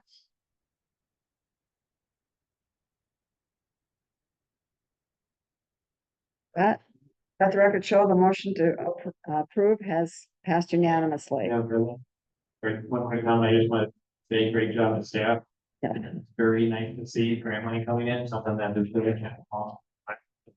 Excellent. All right, we are up to award of bids for Crossroads Business Park Utility and Roadway Construction. Yeah, So 11 bids were received on this project for the utility and roadway. Really the bids range from 1.1 to 1.3. There was one of them where we had 1.3 million. So a couple $100,000 difference in the planning to install water sewer storm and new roadway up to the gravel base. And then in a separate bid package next year, we will be approving another sidewalk in the final payment. The engineer's estimate was 1.1 million. The village is awarding a supplemental bid number 2 for 103,865, which will be reimbursed by the Dunbar Sanitary District to put the utilities under state 55 to service the east side of the state 55. I should note that we're not recommending award of supplement bid item number 1, which is the filling of the lots. Our engineer believes that there will be dirt to be used for filling the lot from the roadway. So we want to see what those numbers look like, and if we need to, we can add it as a change order when we have a better idea of what's left for the excavation of the utilities. We are working with Baird on a long-term borrowing for this through TID two as part of our borrowing later this year in October or November, so we're gonna be seeing that come forward, but at this point, recommending an award to the low bidder of Gene Frederickson Trucking and Excavating in the amount of $1,215,005.80. Okay, motion by Scott. Is there a second? Second by Matt to approve the low bidder, Gene Frederickson Trucking. Any discussion? Then vote your ballot. Let the record show the motion is carried unanimously. We are up to award of bids for trail lighted improvements at Darboy Community Park. Chad. So, McMahon has bid out and, pre-bid recently for the project to install $32 and three controller stations, electric meters on the stormwater detention pond north of Darboy Park. And then around the trail on the east side of the forest by the Sunrise School. The project is completed by November 1st, 2024.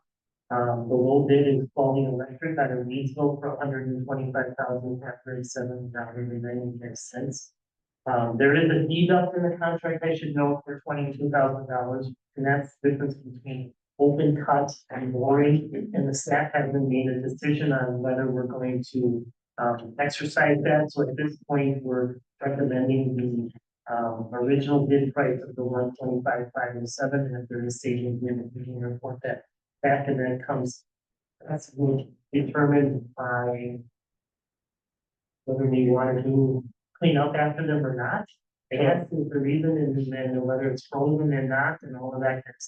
So we're the 125 is the higher cost, which is the boring. And if we decide to do open trench and maintain and that, then we'll be do that for 22,000, but we decided to go for the open, for the higher bid at this point until we make that final decision, and what has to do with the energies. Matt. Thank you. So, a couple of questions here. The lighting control cabinet, concrete base meter, was that also, there's two different ones, two of them here, but is at least one of those, was that to get the power to the back of the park as well? Yes. Okay. The south one that's on the map over here is to service that request that we had gotten from the festival of lights. And then for events that may happen in that area, and then the other control one out on the north side is just so that we don't have it all on one machine. Sure. So my question here, and I don't know how we can, if we can do this or not, but I'm not in favor of moving forward with this project as is. I'm disappointed in the pricing. I think it'd be a nice addition for the community, but at 125,000, I think we got other corner needs.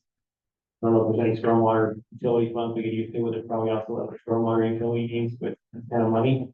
So what I'm wondering though is, would we be able to still somehow get the electrical to the back corner there if it's around $8,000 is all, or maybe we need the control cabinets, maybe it's even less. I don't know if that's close up for bid, what we have to do there to still get the electrical back there for the festival of lights and other park uses. I know we've got a couple of organizations that thought they might have use for power back there as well. And then have we thought about looking at solar? I don't know the differences between some of the commercial grade or not, but I did do some scouring on the big World Wide Web a little bit. And it appears that solar lights are the ones you go with, and there's lots of different styles and things, but you know, $500,000 a piece for some of these, which should be substantially less total here. We did talk to the engineer at McMahon about that, the electrical engineer, and they've done solar projects that they haven't found a solar product that's worked well in commercial applications. They seem to work well for your house, but not as a commercial application to be able to provide the lighting that's needed, and the recommendation from other community that have done it, if they would never do it again. So I don't think there's a solar powered light out there yet that's capable of doing what we need to do, so that's why we went to it. Is this also where I wonder, where I spoke of community projects?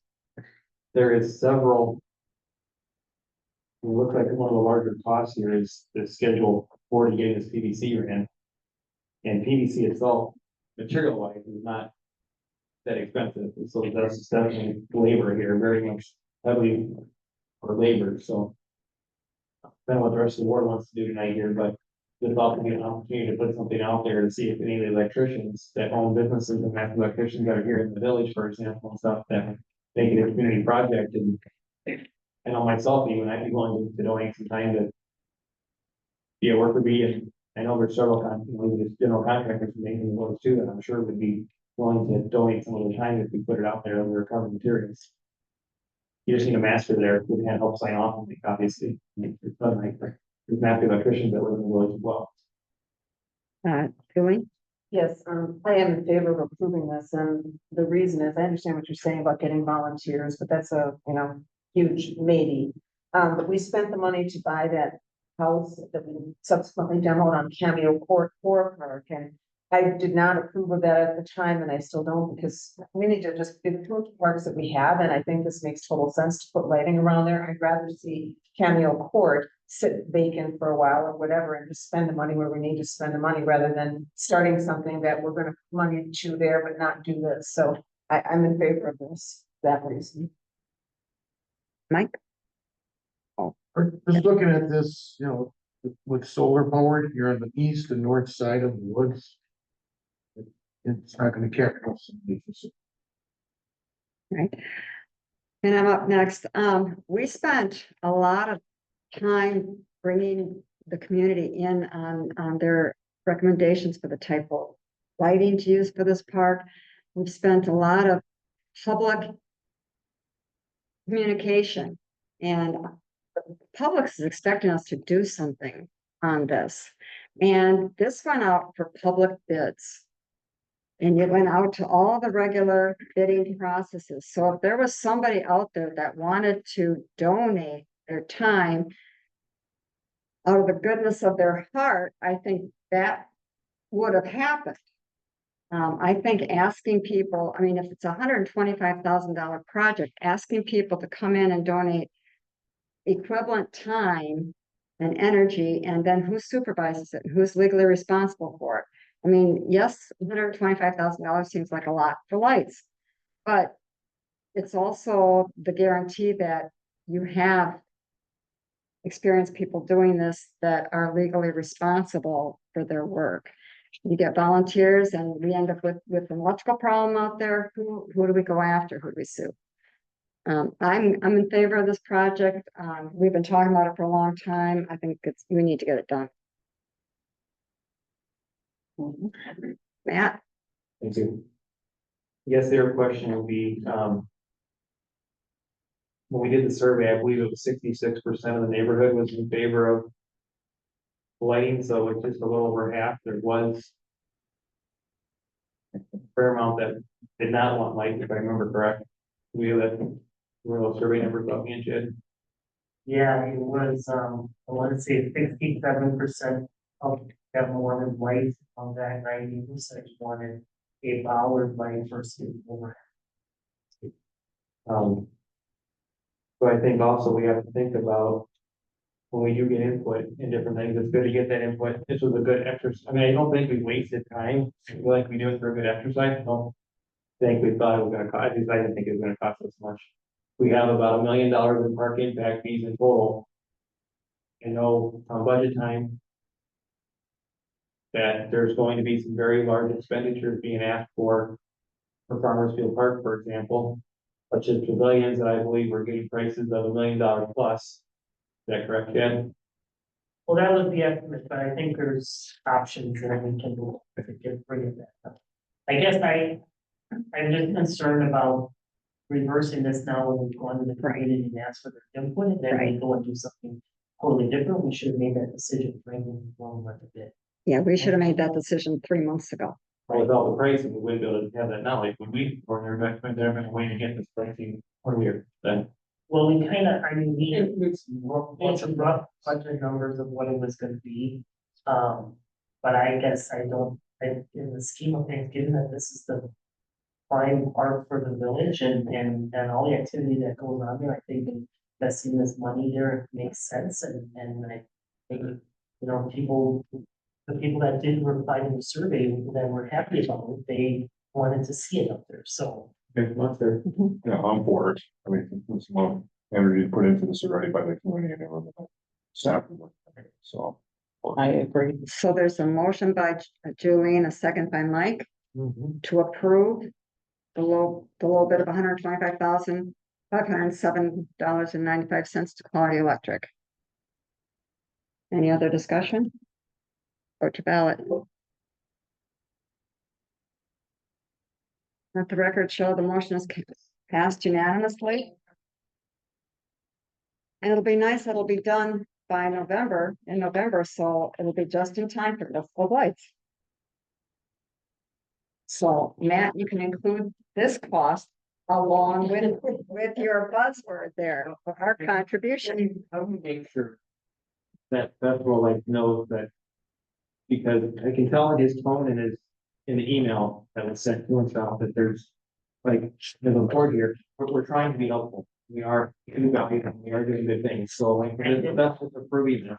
I did share with him that we were gonna be approving contract $125,000 to add lights, and I will note that some of those bollard lights will have electrical receptacles on it, so that in the future, if they can expand, they can use those as their electrical source. I told him that, and I said how much we're spending on all of this. So he's well aware of it, and I'm gonna share it again when I get back to him on the decision. Okay, well, yeah, plus he's giving the electrical cabinet and you wanted to have access to as well, back there, so. Okay, ready to move on? Yes. Okay, we have the approval of the concept for county and commercial business site development.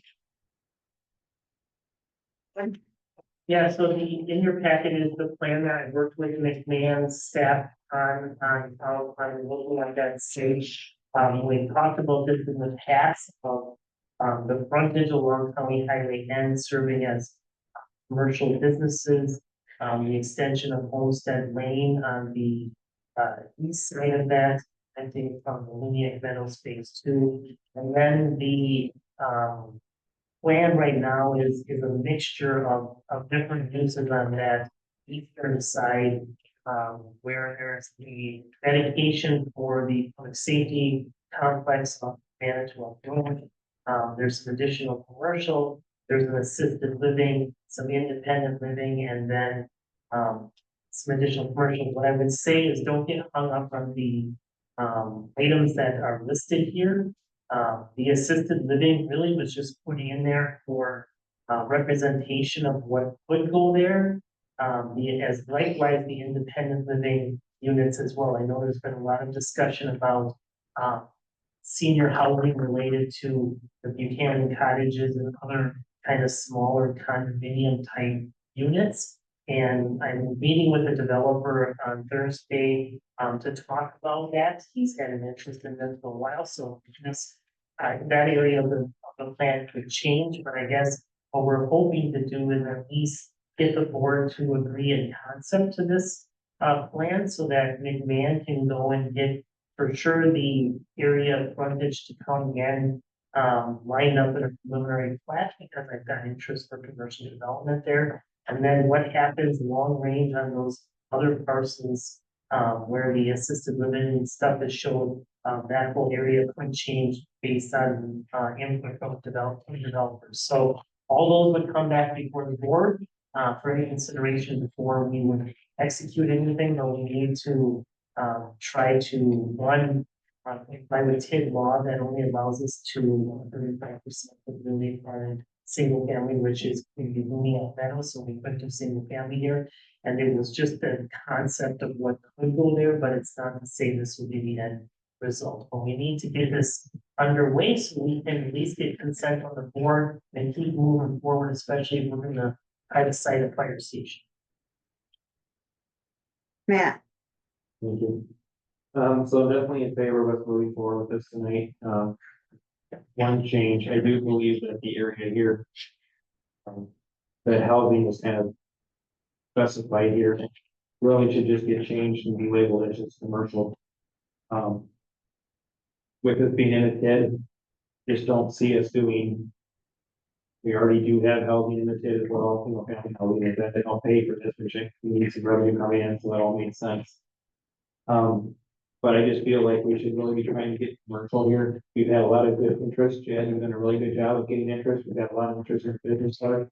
Let's see if we can fill this all with commercial property before we look at any type of housing. I do believe the village does definitely have a need for it. I'd really like to see some senior housing, actually get some more to clarify the language that gets thrown around sometimes, but the independent 55+ type housing, like Tommy Canyon Cottages, or if you guys haven't seen it, I encourage you to go check out Apple Creek condominiums off of Lansville Drive in Appleton. It's a very nice senior 55+ independent living community. But I think there's probably other places in the village and things like that could go, and as we go through the comprehensive plan, I think some of that will be identified, but the rest of this plan looks great. I got a question for you, Matt. Which property are you saying changed the name? I'm not seeing any. The areas that are highlighted here is the different colors, the squares here, this square. Oh, that says wellness, personal care, commercial. Well, there's a very small part, and there's. Well, that's, okay, so that's assisted living. The assisted living and the independent living, it's all housing. But the assisted living is typically a commercial enterprise. If it's it's a business, it is commercial. Yeah. It is commercial. It's not single family, it is commercial. Assisted family living is commercial. And I- It's the type of housing. It's a I- business. I Apartments understand. are also. And it's still housing. Apartment complex, if you go to the bank and you say you want to borrow money. Let's not get out of control. Okay, Chad. Right, speak. Like I said, I understand the semantics here. I think this is more of a representation and we can work through the fine details. I just need to get some kind of consent from the board so we can move to the next step of getting preliminary plat done. And like I said, I'm meeting with a independent developer that may have an interest in taking the full piece and doing it all in condominium, single family condominium units or something of that sort. So let's see what we can bring forward that works for. Yeah, it's a concept plan. It's not like the preliminary plan. That looks really preliminary. You just need something to go forward. That's to be in stone. So there's a motion by Darlene, a second by Julie to approve the concept number 1 for County and commercial business development. You prepared to vote your ballot? All right, vote your ballot. Let the record show the motion to approve has passed unanimously. Excellent. Okay, authorize village staff to issue a request for proposals for Fire Station 60. I think this is a very good thing. Chad? So, the fire chief and myself and Russ, we had an opportunity to meet with the new administrator in the village of Sherwood, and we talked about this project. And we also talked about having them be part of the process early on, so that we can maybe get some support on the later end of it, as we move forward. So what we're hoping to do is that the board would agree with us to issue a request for proposal to find a qualified architect to help work with staff and the fire department folks and the town and the village of Sherwood to renovate Station 60 and be able to come back with some conceptual plans that hopefully we can include in an overall financing package and move forward from there. So we won't know what we need until we get an architect on board, and this is the first step in trying to get it. Okay, Scott? My question is. The financial side, do we have an agreement on what percentage of what's gonna be paid? What, I guess I would want to get a commitment from Sherwood saying we're gonna pay for X before we spend a bunch of money on an architect. Before then, we get all the costs together, and then all of a sudden they say, no, we're not doing it, and then nothing happens, and then we just wasted the money for the architect. You know, I'm just wondering if we're putting the cart before the horse. We're hoping to bring them on board and have them part of the process and we'll figure that we don't have that now. If we can fall back to the percentage that they pay us or some other number that will have to be negotiated out of there. But I think until we know what will win, it's gonna be very difficult to get them to commit to it. I get that, but I just still feel like. We have an idea, we've got a report of what made it cost. Right, from our facilities plan, it said, okay. You're looking at what was the 5 million or whatever it was? It was 3.5. 3.5 and say, okay, now we need to. Fine tune the details, but we need a commitment from them saying, we do this, and this is in the middle of Sherwood, we need. You need to pay X amount, we need them to agree, because otherwise I think we're gonna be wasting our time. I just my opinion. Matt, So. Remodeling at Station 60 is very much needed. But I want to go on the record for that first of all. However, at the same time, we do need to make sure how we're funding things. So I'll let you guys have a positive first meeting, which is good. I've heard that we're not asking Sherwood to contribute anything toward building new Station 70. And if that ends up being the case, that they're not asked to contribute anything toward new Station 70, which will also benefit them as well, with second due being there quicker, so there is benefit to them of Station 70 as well. They certainly need to contribute a larger share to the remodel of Station 60 then. And I don't wanna, this gets very difficult sometimes, because I don't wanna mix the funding with the need, because the need is very highly there, something needs to be done. I'm just wondering if there needs to be some kind of a committee or something here as part of these proposals going out, that Sherwood is asked to appoint a representative from their board that can work with you and the fire chief. For example, before you would actually, I have no problem authorizing tonight to send out the request for proposal, but before you would actually mail it, that their representative can also sit down with you guys and feel like they've really got input. There's a lot of bad blood in the past where they just feel like Harrison's ran over them, they get no input. Could be a matter of them reading through something and having an input on a paragraph or two, so they feel valued and feel part of the process, because they really are a valued person. We've already had that discussion, and it sounds like the new administrator will play that role and be the bridge between the community and the board. And that I'm guessing he's communicated that to the board president up there, and that he's going to be that person. And I've shared a draft of the RFP with him, and everything should be good to go. Mark, Yeah, I think I think Scott made a good point here about.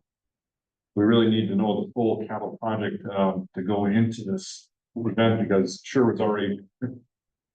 They're trying to come up with $9 to $12 million for a new wastewater plant. And so money is gonna be, they're gonna be screaming up there already, so. And if we're gonna increase it from 25, maybe to 30 or so, whatever.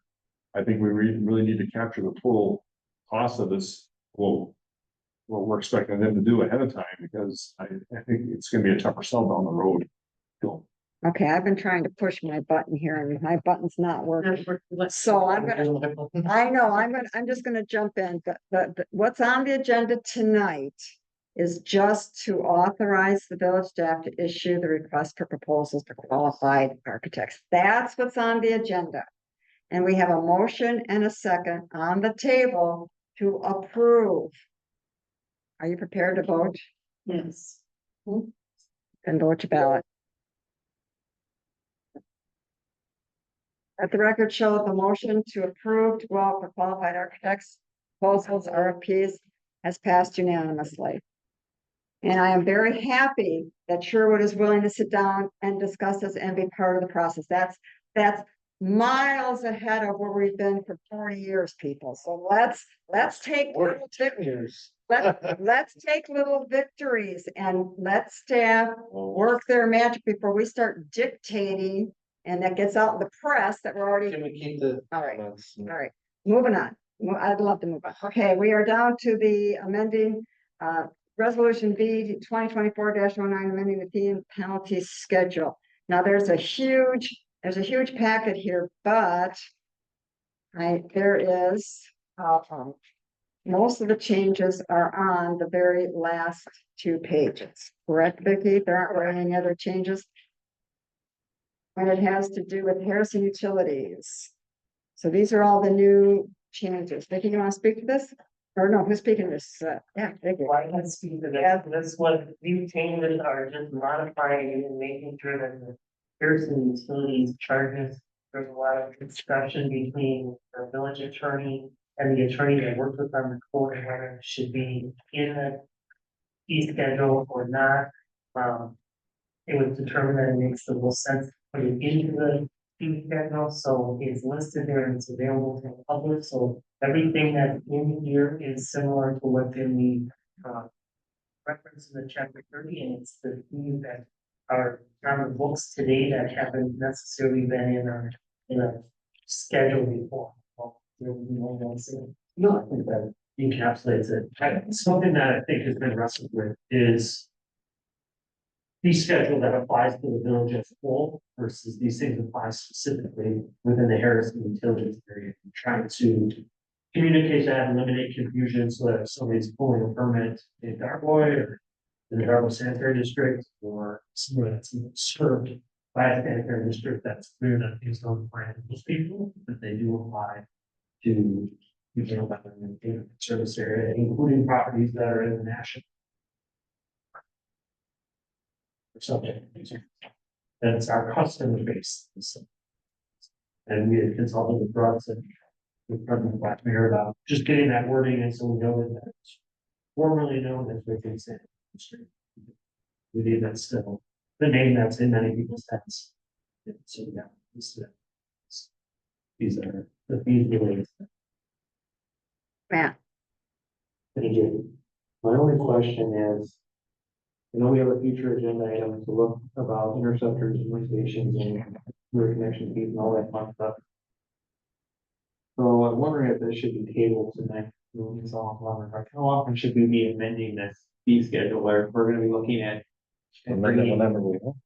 Is there any restrict, is there any concern about amend it tonight and then in a month we amend this again? What I would Yeah. say is you're charging these fees a lot. So I think the board should consider the approval today so that we're compliant with what's required for Right. the amendment schedule. Going forward in the 25 budget, we're gonna be coming forward at Harrison Utilities with some discussion about bringing somebody on to look at these fees and compare them to the discussion we had about the interceptors and the costs and the funding and all of that kind of stuff. So that's on our radar and we're gonna get it addressed. It's just that we have never documented these fees anywhere, and I would feel better if we knew that they were documented somewhere versus just charged. okay, and I've been trying to push my button and it won't push. It's additionally the codes. Yeah, So it's the references. to the fee schedule. Action. So this actually clarifies what we just passed tonight with the chapter 30. Yes, they go hand in hand. That's Yes, so we have to approve this, otherwise chapter 30 is not complete. So we have a motion and a second. Let's move on. Yeah, there's a motion, a second to approve. Which ballot? Let the record show the motion is carried unanimously. Okay, debt service transfer. Russ, this is you. This is me. So when the village got their audit for 2023. Village at the end of 2023, debt service fund, which is the accounting for the principal and interest payments on our outstanding debt, is in a negative position by $356,000, which is not normal and not a good way of being in that position. In looking at what has happened in the past, I discovered that in 2021, 2022, 2023, for those years, the debt service payments on the issuance done in 2020, 1.425 of GO refunding bonds should have been allocated to tax increment district number 1. But the debt service was not allocated directly to tax increment district number 1. In working with Bear and working with our auditors, if you look at the dollar amounts, and I've attached the repayment schedule, and you'll see the principal and interest payments, and you'll see the highlighted amounts. for 21, 22, and 23. Those add up to the $281,000. Those numbers in a perfect world would have been allocated directly into our accounting fund for the TID number one. They were not. So I'm asking the board to do a transfer from TID number one into our debt service fund in the amount of $281,150 to correct the not accounted for appropriately in those 3 years. If you were to approve that, and put that 281,000 into the debt service fund, the debt service fund would still be short, $75,560. To bring that into a positive state, I would ask for your consideration to transfer $80,000 from the general fund balance into the debt service fund. In the end, it would put the debt service fund in a positive position by a small amount. And we would move forward then in 2024, accounting for that debt service in the appropriate areas. And we would have corrected the allocation on the debt service for that 2020 1.425 general obligation refunding bonds. So it's a lot to ask, and some of it is technical accounting stuff, but it's, I think, pretty straightforward. If you do have some additional questions, I'd be happy to entertain them. But the recommendation there is to approve two transfers, one for $281,150 from TID one into the debt service fund. And then the second part of that is to approve the transfer of $80,000 from the general fund balance into the debt service. Matt, Thank you. So I have no issue in transferring the 200 and see what's the amount. 281, 150. The amount from the TID. The amount for the TIDs, I have no issue with it all. I think it's very good catch to find out the TID should have made that, didn't, so very good catch. My question is on the 75,560. Do we know why that's negative? Where else was paid? You know, The accounting just as such said it's just easier to fund it and not worry about it. it's just basically, I think, the appropriation of the tax levy, and again, this is 3 years or more. Going forward, I've looked, I didn't find any other things that came to my attention, and I kind of got frustrated. So my recommendation is to take it out of general fund, move it into debt service. Because typically you should appropriate the amount of tax levy you need to make your debt service payment. And I don't have an answer why that 75 is still up. I couldn't find the answer. Okay, thank you. okay, there's a motion by Darlene, second by Julie, to approve the request to transfer the 281,150 and the $80,000. Vote to ballot. Vicky? Yeah. There we go. Let the record show the motion is carried unanimously. All right, you're up again, Russ. All right, so we started this discussion, last month, but we put it on the agenda for additional discussion this evening. I've talked about where that recruitment process is at with the finance director, / treasurer position. In looking at, after you approve the job descriptions, you really need to talk about the selection process. I looked at a couple of different options. First option, would be having the entire village board participate in the interview selection process. Second option would be to have a team that consisted of some elected officials and some staff. I would like to recommend a third option, which would be to create a staff subcommittee. And the staff subcommittee would then look at the candidates, go through the interview process, and then make a recommendation to the board for their appointment at the September meeting. In looking at the city charter ordinance for the village manager position, I noted that the manager is supposed to come forward and develop a plan of organization and develop the hiring processes and those type of things, and make a recommendation for the appointment of administrative officers to the village board. So we would be following our own ordinances and doing this. And the internal staff committee would be myself, Chad, Megan, who is the deputy clerk treasurer, but also has done some HR work.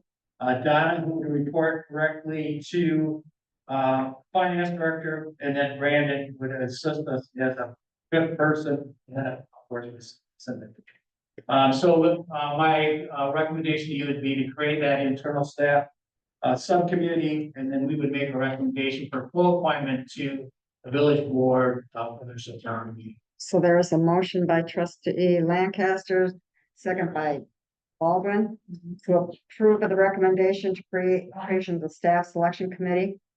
And then to bring the finalists forward to the village board for final consideration and appointment. Prepare to vote to ballot?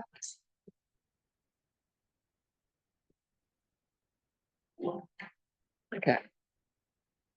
Oh. You gotta push your button. There you go.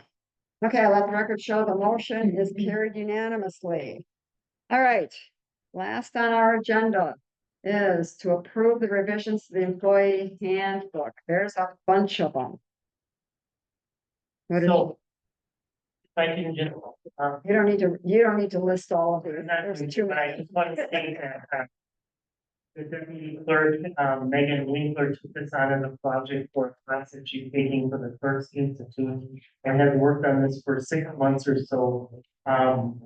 It wasn't going anywhere with previous administration, and so we kind of picked it up and then internally, and went through it. We also had a fall staff mandatory meeting on August 19th with everybody and reviewed the changes and allowed them to submit any additional changes to us. We received some changes from a few employees, but nothing major. So you can see the list of summary revisions that are here. A lot of it is bringing the handbook up to compliance with things like the Fair Labor Standards Act and other information provided by the Wisconsin municipality. And on page 14, it does address emergency response calls and how the village will be handling that for firefighters, both as part of the Harrison Fire Rescue, as well as those working in the department outside of Harrison Rescue. I think the larger change is the thing of increasing the PTO bank. So a lot of new employees have been given a higher amount of PTO when they start, the 2+ weeks. And so the fact that kind of changes the chart when they come in, some have it, some don't. We're standardizing it across the board for everybody so that we don't have people getting different amounts in those kinds of places. People could still negotiate if they have they're a tenured employee, they can still negotiate different amounts, but on a standard basis, kind of setting the threshold of what the PTO will look like. It also eliminates sick time employee holidays, which was the previous plan. And then it just adds some additional pieces like the voting leave lactation policy, updates and clarifies the travel policy, and then looks at some current practices and adds a social media policy. So all in all, the staff feels good about this, and we feel that this everybody's on board with it, and it's a step in the right direction to try to get the document up to date. You will notice that the last time it was updated was in 2018. Well, we have a motion by trustee Baldwin and a second by trustee Brantmeyer. Matt? Thank you, Troy. One question I have. On page 18, during PTO. I know we have talked about this numerous times in the past. Is I see it's still in here that PTO shall be approved on a lump sum basis at the first of the year. That's very unusual. Usually PTO is accrued every check. We've had individuals that have received their PTO bank and have left in January, and then we're paying that for the entire year, so. I believe that should be changed to a more traditional methods of they accrue so many hours per paycheck. We're prorated throughout the year. And it's prorated throughout the year. A lot of communities already do prorated throughout the year, they don't get the lump sum, because otherwise you leave at the beginning of the year, you got a whole. And if we need to, along with that, recognizing to give a bridge that that's a change and to be sensitive of our employees of that change. I also believe we should add a clause in here that they're allowed to go to the negative up to 1 week. So that way, if they are still trying to take some vacation time early in the year, and they haven't quite approved that, then they're not going that way. They still have some flexibility, so we're still being sensitive of family situations. So I don't know the question, the answer to this question, but Vicky, do you know if our finance system will be able to, payroll system will be able to handle this? I think that's gonna be the challenge. Payroll system, have to be entered in how many hours, so we could add hours. But putting it prorated or, like you said, going to the negative balance would not be. Okay, Scott wanted to talk. Thank you. So in principle, I've always been on both sides, right? Where you get a cure or you get a lot every day to January 1st, right? And then I've also been on the other side where you get it prorated for pay period, right? You get X amount of PTO per hour that you work, right? I get that, but then I remember I was not for the accrued, but then I remember my parents telling me, well, when you say to that employee that's been loyal to you for 20 years, you know, they cure all that vacation and, you know, we are telling, well, sorry, you know, they put in 30 years at a place and all they only cure, you know, whatever, how, you know, PTO, but it's just kind of like an added benefit for loyal employees that they get that at the beginning of the year. But I understand, like, for a new employee, they start and 6 months later they leave, what, they get 2 weeks right away? I guess I couldn't either or, but I guess my feeling is it is what it is, I guess. Kind of say this is a pretty good job and I don't wanna throw any sort of negative light on what Megan did, because she did, I think she did an outstanding job, so. That's the only thing that we have an issue with. I think that's something that. I think we can address at some other time, I guess. I need more clarification on the payroll system. So what Matt's requesting where we do the prorated PTO, we're not able to do that with our system? You would with a lot of work, so. Okay, I just want a yes or no. Right now, we cannot do it with workforce. You could by Donna put in the physical numbers, so she goes into my account and it says Vicky gets 200 hours. Okay, but And that's, that subtracts from you. but that's There's a lot of maintenance with. a lot of maintenance and a lot of staff time. Yes, The workforce is not set up to do that like it, other financial softwares. Okay, so that was the answer to my question. Matt? Oh, Russ, I'm sorry, Russ. Thank you so much. I just wanted to make a couple of quick comments. I got involved in this process towards the end, right? And it's unfortunate that it's taken this long to do it, but I also want to thank Megan for her time in doing this project, and I understand she had a good grade in the process.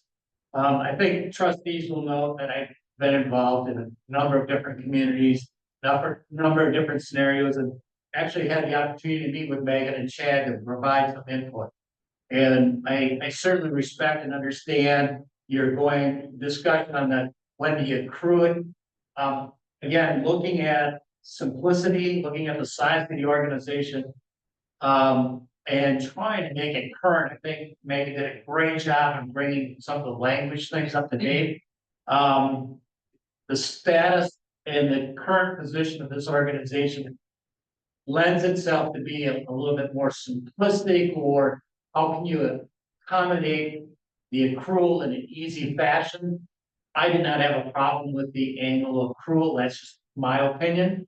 At the beginning of the year, yes, there's gonna be somebody, no matter what kind of system you put in, whether you do it up front, whether you do an accrual, whether you do an accrual at the back end, so you burn it when you start, you don't get it to the year two. People figure out a way to take advantage of any system you put into place. I'm just gonna tell you that, no matter how you set it up. So I think for simplistic purposes, I would recommend you approve the handbook revisions as presented. Knowing that workforce would be a lot of manual work, and that's fine. But I did have one other comment, question. The other unusual part that I found here was also doing PTO for line E here. That PTO is to be taken within the year in which it is earned for use on a calendar year basis. The village shall pay for any unused paid time off at the end of the year. All paid time off shall be paid out on the last paycheck of the calendar year. There will be no unused paid time off carried over into the next year. That seems unusual to me. I think I can use as far as not letting them carry anything over. And just paying them out.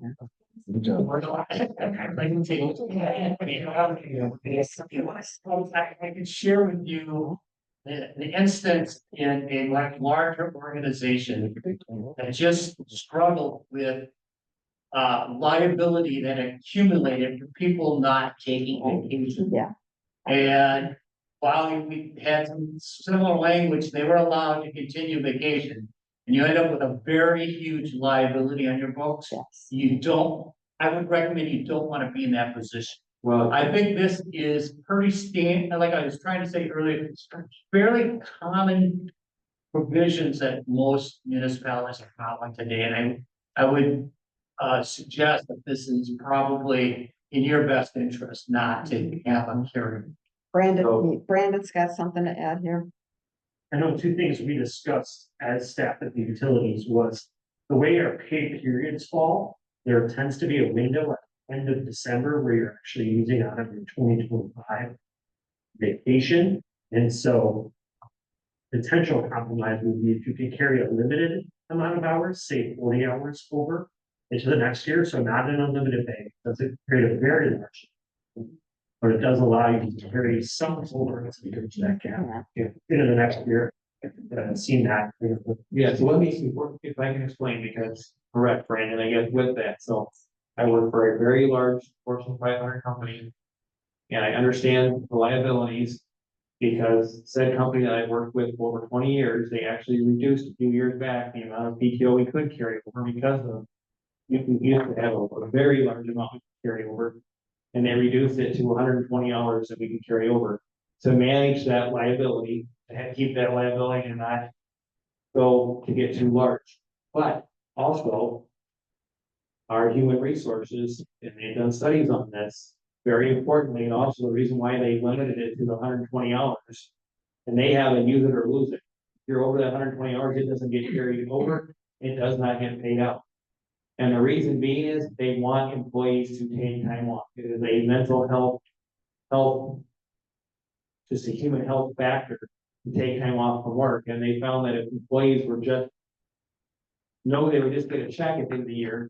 Some people would just prefer that check, and so they don't take those breaks throughout the year. And so you can encourage employees to take their vacation time. And I feel it's very important that employees take vacation.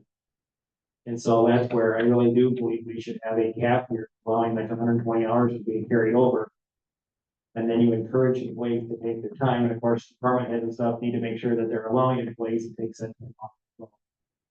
It's a health factor. Well, there's a motion and a second on the table to approve the revisions of the village employee handbook as circulated and presented. Is that to make an amendment? Yeah, I'm making them. I'd like to, I pressed it for you. You pressed for No, I discussion. won't come back until we get a second to his amendment. A motion overrides your. Okay. Well, let's just say no for now. Let's keep all in pocket. Fine. Okay, just a couple of things. Did any of the employees, I mean, was that a big sticking point for any employees when you did such a collaborative job of getting all of this on paper about not being able to carry over PTO? No, Okay, so it's just a sticking point for certain people, but not the employees. So it's utility staff raised, utility staff raised. Okay, as a huge issue or as just, hey, we'd like Like to. raise that concern, but where do they come out here? I don't know. Just to clarify that WRF rules. We follow two different sets of rules with our retirement. There's rules for those that can carry over, and there's rules for those that get paid out at the end of the year. It behooves us to get paid out at the end of the year. It also behooves the village because 20 years from now, you don't want to be paying me my wage that I'm making 20 years from now for 20 hours that I didn't take this year. At least I hope 20 years. Well, the newest employee that comes in and stays for 20 years, you don't want to be, you don't want that Right. thing to get so big. Okay, So so, anyway, so employees were fine with this, generally speaking. Just one question, and I'm still gonna vote yes on this. Was this something the attorney should review, needed to review, or not big deal?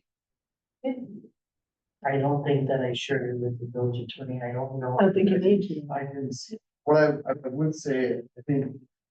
What you're talking about right now is whether the handbook accurately reflects policies that are currently in place. You're talking about right now, what's gonna happen, what you should do with the PTO. I think that's a separate issue that needs to be discussed. Put on the agenda and discussed. That hasn't been noticed. So I'm saying. Yeah, I mean, yeah.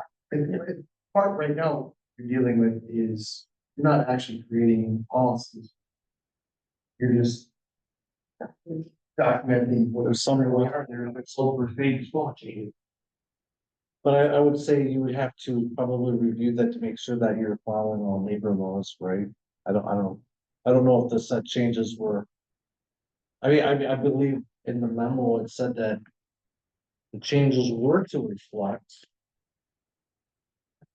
The update in laws, but that was something that would be verified There might be. verified by the attorney's office, or at least some legal entity to make sure that all the changes do follow state and equal employment laws. Vicky, This was Megan, it was not for the clerks. Association, this was Megan's final project internship. For her 2-year HR degree. So this went before her professor and was graded. It also was, her and Manager Heiser at the time worked with the League of Municipalities. So this is her final. I understand what Trustee Baldwin's concern is. We should have that checkbox of process of. Contingent upon reviewing it with the village attorney, we should do that. That's my motion, thank you. I can't, That's my original motion. okay, so, but Matt's still sitting here. Matt, are you Fine to throw that. withdrawing your motion? Now we have to make a motion. To amend. Okay, then I'm gonna press. Hold on. Wait, you can't amend your own motion. You have to let one of us do it. Or do you just want to withdraw your motion? No. No. Okay, motion, okay, So I'm gonna make the amendment that the review is, or the approval is pending on the attorneys signing off on the section. to make sure we're compliant with. Yeah, make sure that we're compliant with state and. State laws. Okay, so there's a motion by Scott to amend and a second by trustee Van Hefty. And then Julie, you didn't really, okay. All right, so the motion to amend to approve as long as the attorney verifies that we meet all state and federal laws. All right, Coach Valley. Okay, so the motion to amend passed unanimously. Now we need to vote on the original motion to approve of the revisions to the handbook. The motion to approve. Yes. We had the original motion. We had the original motion. So now vote. Yeah, we had the original motion. There we go. Yes. Julian, you have push Yep, button. I'm sorry. All right, it's unanimously. Very good. Yay. Yay. Okay, future agenda items. Well, Mike had his hand up first. Mike, I guess I have one. talk about in Madison, Washington, about term limits. I'd like to have a discussion or something on the future agenda about term limits. Starting with the grassroots. For this board, Yes. is that in compliance with state statutes? Well, I think Well, it's just a we can't, discussion. we can't put that on the agenda, so it's part of the future agenda, and I will second that future agenda, but that's also part of why it will be on the future agenda, so we can have that discussion. Well, then I'm gonna shoot that right away to Andy and you can give us a legal decision. That's even legal. Billing? So we don't have them stop. I would like us to look at lowering the speed limit on Manitowoc Road to 35. And I was against it in the past, but there are too many people on that road. They are on that road constantly and there's a lot of cars that are racing up and down that road.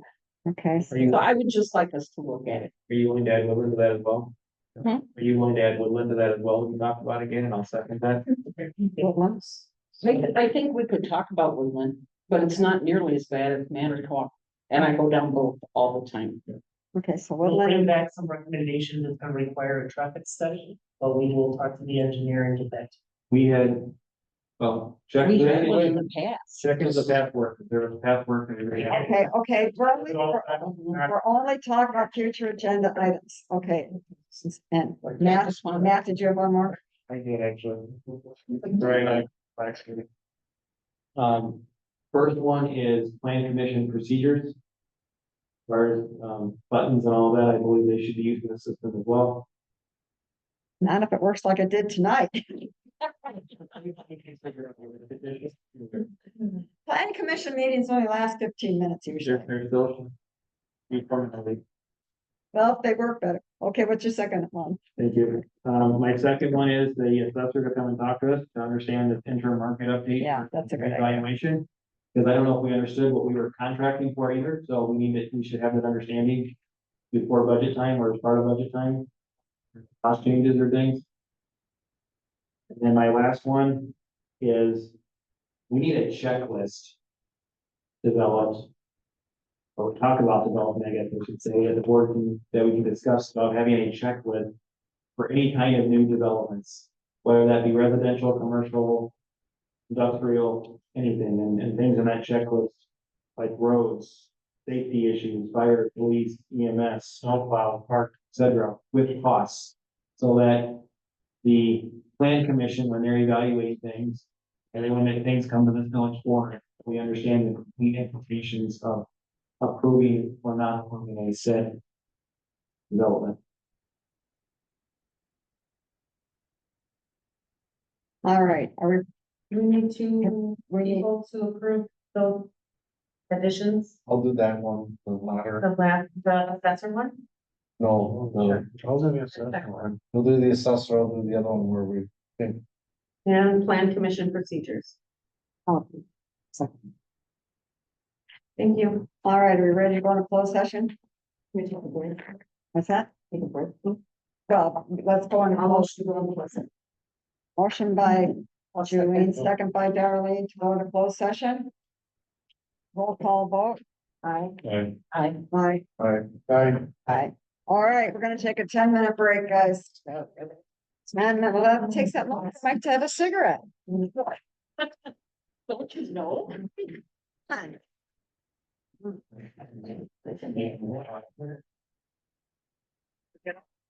I can't sit down. This,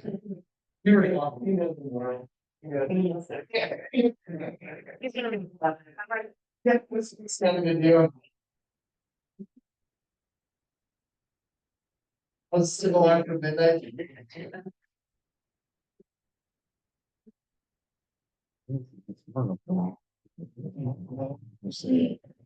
Earlier, yeah.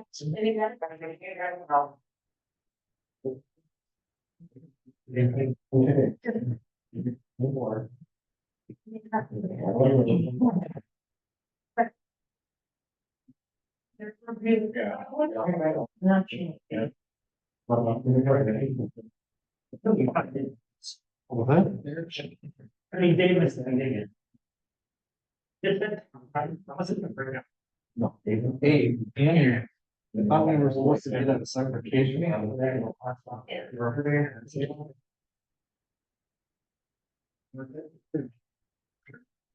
I'm gonna be a big sipper though. Long meeting.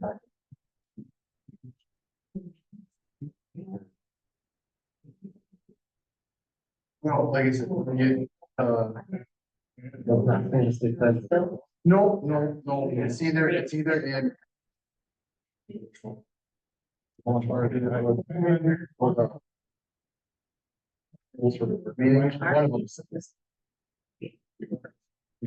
Yeah. And we got. We didn't have. And I think that is the. Yeah, no, I get it, the general. I talked to Andy about it, generally speaking, that's gonna be the first step. And then it falls back to- That's, I've got another community, I've got another community. Anyone stuff in order, yeah. Yeah, and if it needs to be done, we can, especially if it's an issue with. You know,